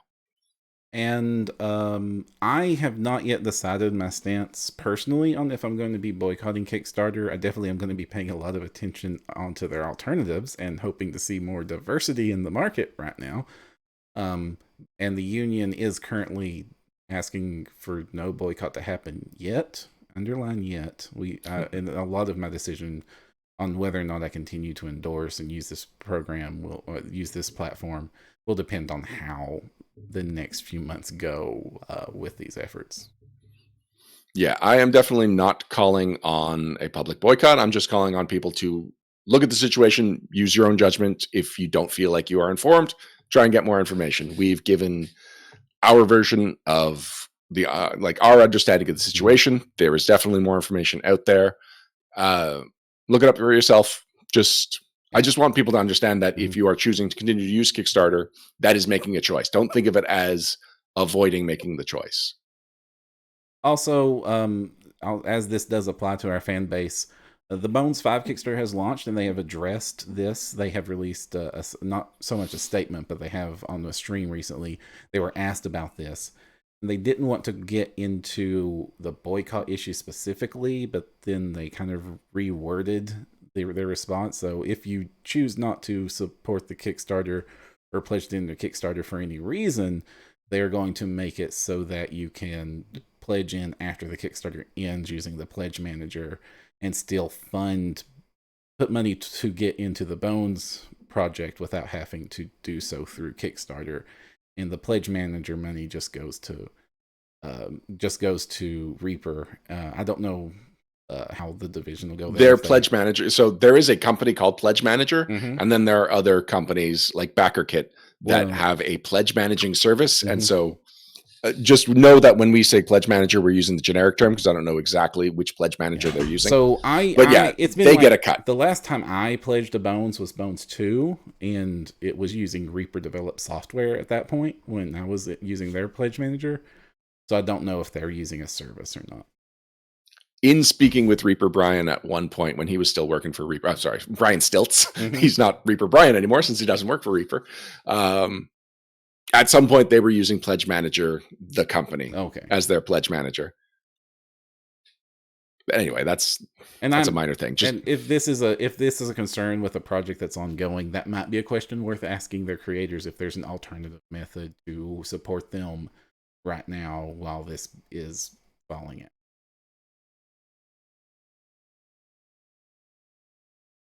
How do we transition? I think we can use another palette. What's that? Oh, yes, another palette cleanser. I don't have a picture for this one.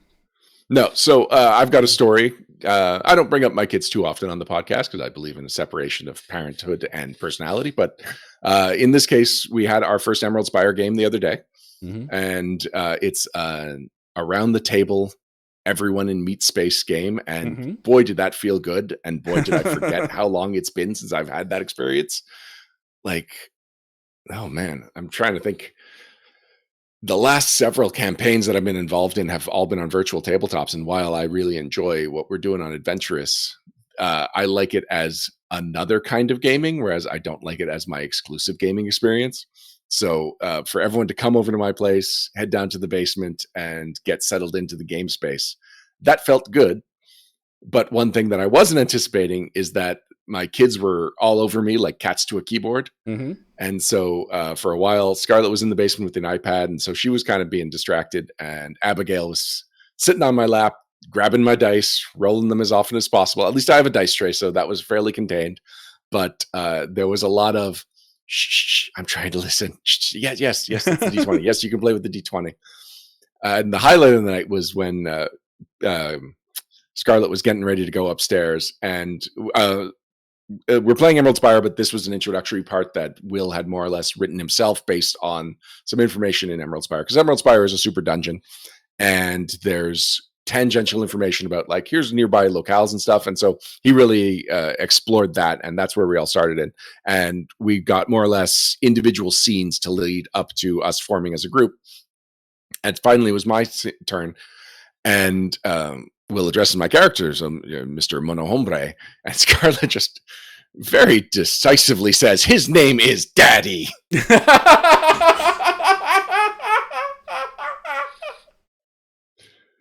So for a little bit, people started referring to Mono Hombre as Mr. Daddy, but it didn't catch on because Mono Hombre is so fun to say on its own. But it was definitely, it may have been the highlight of the night.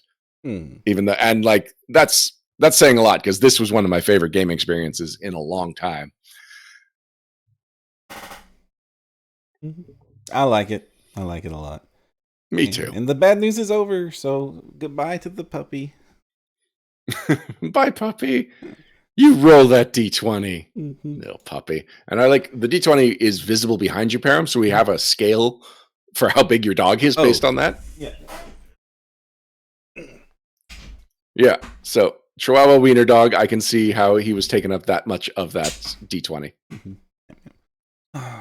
And did we talk because of pre-show chat and post-show chat? Did we talk about the retail incentive program for Pathfinder Society? We did not. We brought up that we were going to talk about it with Michael. He outlined where his involvement in that begins and ends. And while it would have been an interesting thing to get his take on, it's not something that we managed to organically fit into the interview. So, Param, news that released today, right? About a new Pathfinder Society incentive program. Indeed, indeed. And I have to thank, this was released on the blog, but I do have to thank a friend of the show, Stephen Glicker from Roll for Combat, for making me aware of this, because we were really busy today, and we're dreading some of the topics we'd have to talk about, so I would have missed this otherwise. But Retail Incentive Program has been outlined and posted to the blog, and this is a good news for Pathfinder Society players.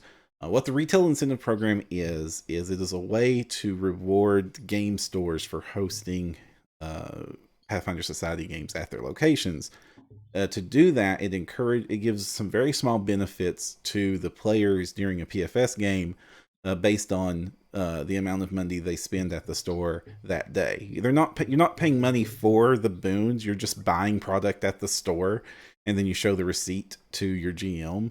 And at certain thresholds, certain unlocks happen. And those thresholds are $10 and $50. So and that's as a table, not each. So if the entire table spends $10, you unlock the minor boon. And if the entire table spends $50 at the store, you unlock the major boon. I have never been at a table since they released this that they have not met the $10 boon level. Just usually buying pops from the soda machine is enough to hit the $10 boon level. I really appreciate that it's a pooled amount of money spent. And so if you're there with your friends and it's like, we're all in a regular game group and we buy one copy of the book for the game group, you don't have one person buying the $50 book and the rest of the people just missing out. Same thing if you're there with, your spouse or your kids, and really all you're there is to buy some snacks while you're playing the game. At least that's contributing towards something. Or maybe you're buying a set of dice. Like, it's very easy to hit $10, and it is not hard to hit $50. No, I mean, considering the GM can count their own receipts, that means an average of 7 people per table. It's $50 divided 7 ways is not a very big threshold. And especially if any one person buys a book that released for Pathfinder or Starfinder that day, it is easy to hit. In fact, I've been at tables where the players have gamed the system beforehand, where like before we sit, all the players have gathered around and figured out where they're going to sit, and making sure that each of the tables hits the $50 mark by just trading receipts amongst each other before they sit down.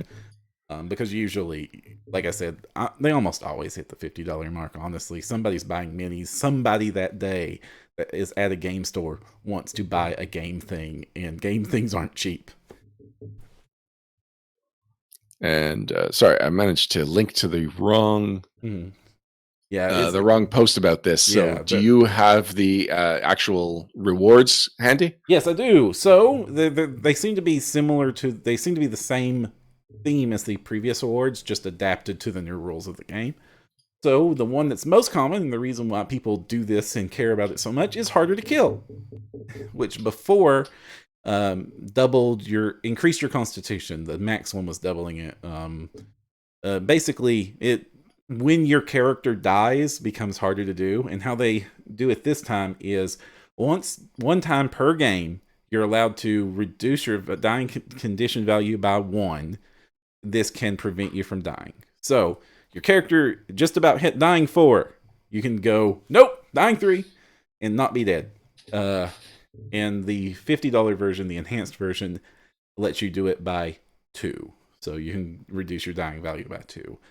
Super useful, because Pathfinder 2 is super deadly, I've been finding. Oh, you just say that because you kept dying at Gen Con. No, I'm saying that because it's so easy to kill my players at game tables. I have run a lot of games of Pathfinder 2, and I put somebody into the dying condition at multiple times every single game. Well, you're a monster.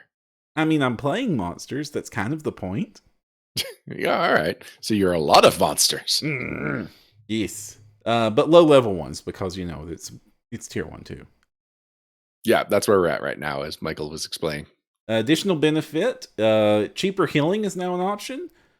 Okay, so how it works this time is everybody gets harder to kill. Used to, everybody would pick harder to kill, and because everybody picked it, it is now just automatic to everybody.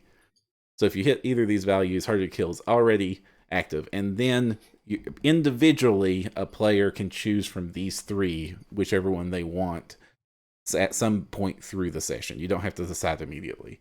One is cheaper healing, which is before the end of the session. You can Use the benefit to reduce the cost of a healing spell or ritual to remove a condition, affliction, or even death to 90% of its cost. And the enhanced version is 80% of its cost. Getting risen from the dead is expensive in Pathfinder 2, so useful. Recover from wounds. Once per day, you can rest for 10 minutes to gain the success of a trained DC 15 treat wounds. This one's new. This one wasn't in first edition's version of this. And the enhanced version is it counts as a master doing the DC 30. So once per game, you can heal yourself with it.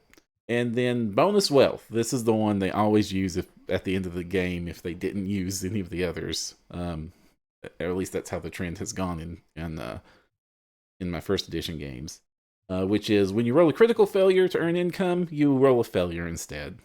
And then the enhanced version is if you fail or critically fail, you instead get twice the money a failure would get. So it just means you get more money, or it's a safety net for your rolls for your day job check at the end of the game.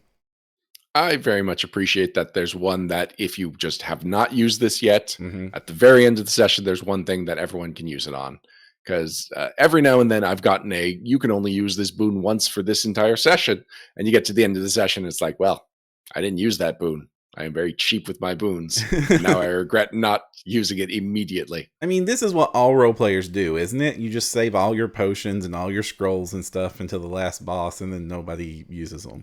I mean, You've seen me play casters. You know that I am exceptionally cheap when it comes to using expendable resources. Oh, man. I've seen you try to play casters. But Xavier is technically a caster. I think I may have talked about this in the show once, but for our last game of Pathfinder 1 for our local society, we were like, okay, at least for a while, we said, okay, we probably may come back and play some more PFS 1, but one of the reasons we were encouraging moving over to PFS 2 was that you all have played everything in PFS 1. We are having a very hard time finding adventures to run for you all. That is why we are so thoroughly moving over to the next edition. Not just because it's the new game, but because we were running out of things to run for you.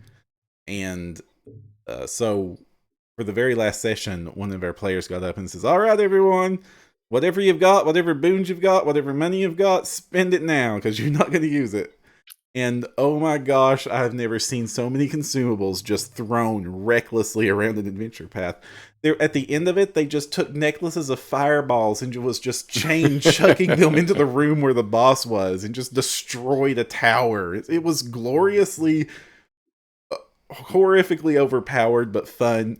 No encounter was threatening. Everything just died instantly. Now, when you shared the news that there was an update to the RIP, I made a joke that normally RIP is not a bearer of good news. But I got to say, like, I have not forgotten the name of the retail incentive program because RIP is such a memorable acronym for it. Mm-hmm. So, whether that was intentional or not, it totally works that way for me. And that's the last bit of news I've got. Then I think we're about ready to wrap things up. All right, everyone. Do you concur? I agree. We'll be right back to wrap things up right after this. Wrap-ups and shout-outs. Wrap-ups and shout-outs. Wrap-ups. Wrap-ups and shout-outs.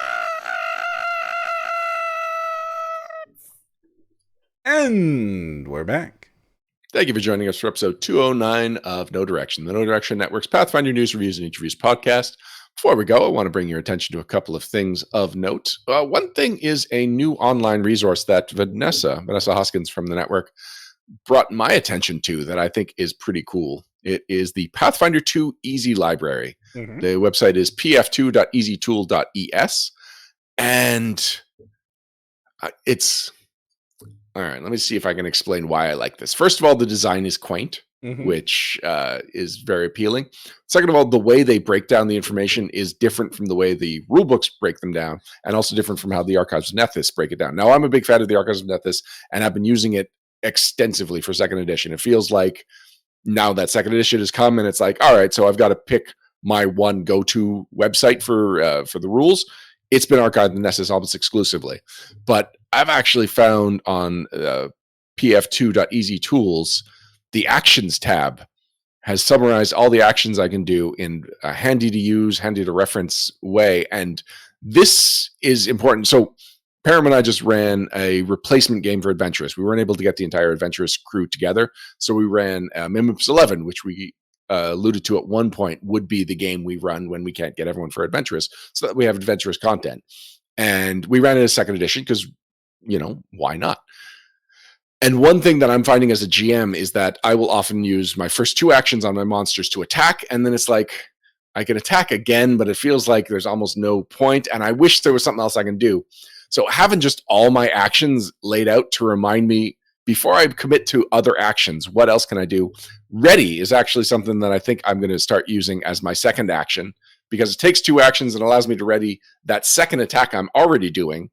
And it lets me set up situations that will allow me to attack more tactically. So this is a little, I don't know how this worked into the plug for Pathfinder too easy, but whatever.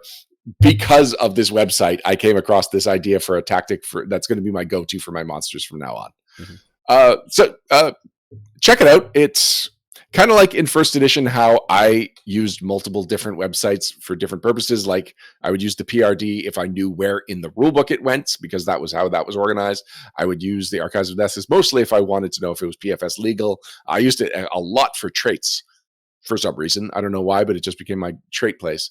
So I have a feeling that Archives of Nessus in 2E is going to be my character builder reference, and PF2 Easy Tools is going to be my GM reference. And I also found a couple of tools. And again, I want to thank Stephen Glicker. We were chatting earlier, and he showed me these. Were 2 I hadn't seen before. And the first one is the PF2 DPR calculator, which interesting. On the network, several times I've made the argument that role-playing games are math problems. They're very complex math problems, but like all math problems, you can solve for a value. And that is how all theory crafting works. You attempt to optimize or explore the bounds of any particular part of the game, and the DPR one lets you calculate damage per round by inputting different numbers, comparing against different ACs and different weapons. It's actually fairly simple looking, but very robust if you use it all. And it kind of reminds me back of my WoW days, hanging out on the Elitist Jerk forums, trying to theory craft exactly what combination of ability and gear will get me the most damage as a mage against Ragnaros. And it's a very deep rabbit hole to dive into. So, and I've already had some fun with it and explored and found some truths to the game that might be useful to our listeners. That as long as you have +3 damage or above to your attack, and even lower, for going from D6 to D8 to D6, an agile weapon is always better damage per round than the next higher damage dice. So it is worth it to go down to a short sword in your offhand for attacks, as opposed to trying to attack again with the long sword and not benefit from the agile. It is you will do on average a little bit more damage per round by relying on agile for your follow-up attacks. Is one of the things that I found out by punching in a lot of numbers in this calculator. I gotta completely agree with what you said about it looking simple, but it's actually robust. I've just been, clicking a couple of plus signs and gears, and it's like, wow, there is a lot going on here. Yeah, and it's super customizable. This is cool. I mean, it's going to be very useful for just like figuring out and planning out different attack strategies, different builds. It's going to be fun. And the next one is the PF2 proficiency chart, which just takes all the common proficiencies for armor, spells, class DCs, attacks, etc., and lays it out for every class on an easy to look at chart that's color coded by level to see when people get what when. That is also cool. I've been looking at just collecting all of the classes and making a chart out of each of them, just because, like we complained about in our review, the chart that comes in the core rulebook, it's not super easy to reference, and it can kind of be confusing because it's such a wall of text. But I had not thought of doing it in a layout that's also comparative, which is very cool here. And yeah, how about that? The champion is one of the best at perception. Oh, but wait a second. But that caps out early, whereas Rogues and Rangers. Rogues and Rangers become legends. Mm. Oh, sorry, no, I was reading it wrong. Green is actually the worst. So Champion's very bad at perception. That makes more sense. No, but they hit armor super fast. They get armor super fast. And you find out they get armor just as super fast as fighter gets attack bonuses super fast. They're mirrors of each other. So fighter versus champion is the ultimate battle. Mm-hmm. And the ultimate losers in the proficiency comparison chart are sorcerers and wizards. They just seem to always end up in last place on every single chart. Except for spellcasting DCs, in which they tie every other full caster. Man, you've really found a lot of handy math tools, Param. It kind of makes me want to just kind of break down some of the math and play around with these things. Hey, I'm a big fan of Stormwind's fallacy. You're going to have to remind me which fallacy that is again. Just because you can making an optimized character and making a character who role plays aren't mutually exclusive. Oh, yeah, absolutely. I've definitely played characters that would be a lot more fun if I wasn't so frustrated with how poorly they were built. Makes it hard to deliver on the character concept, which is usually an assumption that this guy is competent and deserves to be in this adventuring party. Yeah. There's a reason we haven't kicked you out yet. Finally, I want to talk about something that we mentioned when we were talking about LJ in the news segment, the guest blogger takeover. So for a 2-week period, which is one of our blogging blocks in October, starting October 7th and continuing until Friday, October 18th, we are going to give our bloggers a break. So since a little bit before the release of second edition, we have been working overtime as a network. A lot of people put in a lot of extra work at Gen Con. So Param's con staff, Randall was at home covering daily blogs where he was reviewing the core rulebook. And that was a lot of fun, but an insane amount of words, far above our average for any one blogger of any given week. And that's it. We had this really intense 2-week period of a lot of extra work and then never really recovered from it. And some of our bloggers are feeling the strain. So we've decided to give them a break. They have been delivering so much good content for years. Literally, I think every single blogger we've had on the site has been with us for at least a year, if not 2. Vanessa and Randall are the ones that I believe came in last year, right, Param? Yes. Yeah, 2018 came in the same time last year. So we have reached out to a variety of people from all over the industry that we just thought, hey, you seem interesting and probably have something interesting to say. Would you be interested in guesting on the guest blog takeover? I don't want to reveal too many of the people. I can tell you Jacob Blackman is one of the people. Artist Jacob Blackman has already turned over his article. And so I can definitely announce that he will be one of our bloggers. We also said that LJ. We've also said that. Oh yeah, we already announced that LJ is participating. Yeah. Those are the only 2 names I'm going to reveal right now because one of them already came up and one of them is the only one that I have 100% confidence has already turned over their contribution. Right. But we have several people that we are very happy to be working with for the first time in this capacity, or we haven't talked to them in a while, and this is an opportunity for us to catch up with them. Because as we've said, there's only 25 episodes of No Direction a year, and that's fills up fast, especially when it's a big news year like it has been since the playtest and the role-playing game. 26, 25. Yeah. We do it every 2 weeks. There's 52 weeks in a year. It's Does it just feel like a lot less than you guessed? It definitely feels like less than it feels like I'm producing.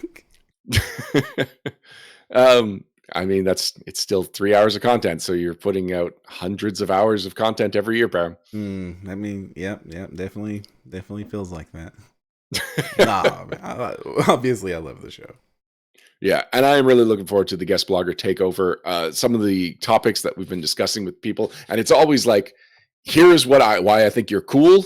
Talk about that cool subject, and they're more than happy to. So I am really looking forward to seeing what kind of just to reading. I am looking forward to the No Direction blog continuing to entertain me in various different ways. So October 7th through 18th, if you are used to our blogs or if you haven't read our blogs, you go to nodirectionpodcast.com And for that period, you will get a whole bunch of guests talking about things that we don't usually cover, and they're outside of our usual level of experience. Mm-hmm. And then starting, not the 19th, because that's a Saturday, we only blog on weekdays. Starting on the 21st, we will be back to our regularly scheduled blogs of week daily blog content on NoDirectionPodcast.com. Though we do want to warn in advance that there might be some shuffling and reorganizing. This is also a chance for us to look at see when publishing which one works for which people. You're talking about our regular blog content? Yeah. Yes. And you know what? If we forge some new relationships with these guest bloggers, it might lead to future things happening. Yeah. Ulterior motives.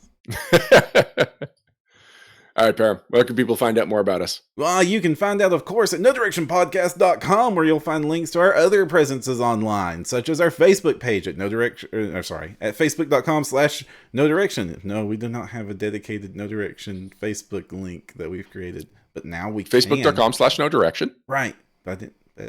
Anyway, I'll explain that later. At Facebook.com/NoDirection. You can find us at YouTube at YouTube.com/NoDirection Show, at Twitter at Twitter.com/NoDirection. You can also find the Discord link at NoDirectionPodcast.com, where you will find the chillest place to hang out and talk about Pathfinder and Starfinder and other geeky content. Pretty much any time of day, that thing has always got somebody chatting on it. All the network hang out there, as well as a lot of our fans and a lot of you here in chat. We are from our familiar faces on the Discord channel. Get on there, have fun, chat with us. It's also the easiest way to keep up with what we're doing, and also to suggest things we could do, or to, interact with us in meaningful ways. And also, you're going to find a very important link on NoDirectionPodcast.com, and that is to our Patreon. It's because of the support we receive from our Patreon that we are able to continue to produce this show, keep the lights on, continue to grow the network, and come up with ambitious projects. And we may have something cool coming to Patreon in a couple of months. That keep an eye out for that. Param and I started discussing it the other day, even though Param looks bewildered and not sure what I'm talking about. And that's maybe I hadn't. Yeah. We talk about a lot of things, Ryan. We do talk about a lot of things. On air as much as possible, though. Mm-hmm. Yep. It's content. Look forward to No Direction 2020, where we are going to live stream our entire lives constantly. Finally! I've always wanted to be a webcam girl. Mm-hmm. I mean, I can rig you up with a GoPro rig and link that to your cell phone, and you can just broadcast your whole day on the channel if you want to. But then how will I play my pony game? You'll get a lot of help with your pony game. Oh, okay. You can stream. Until next time, I'm Ryan Costello. And I'm Jefferson J. Thacker, also known as Baron. And if you want to find the path, you need no direction. Bye, guys.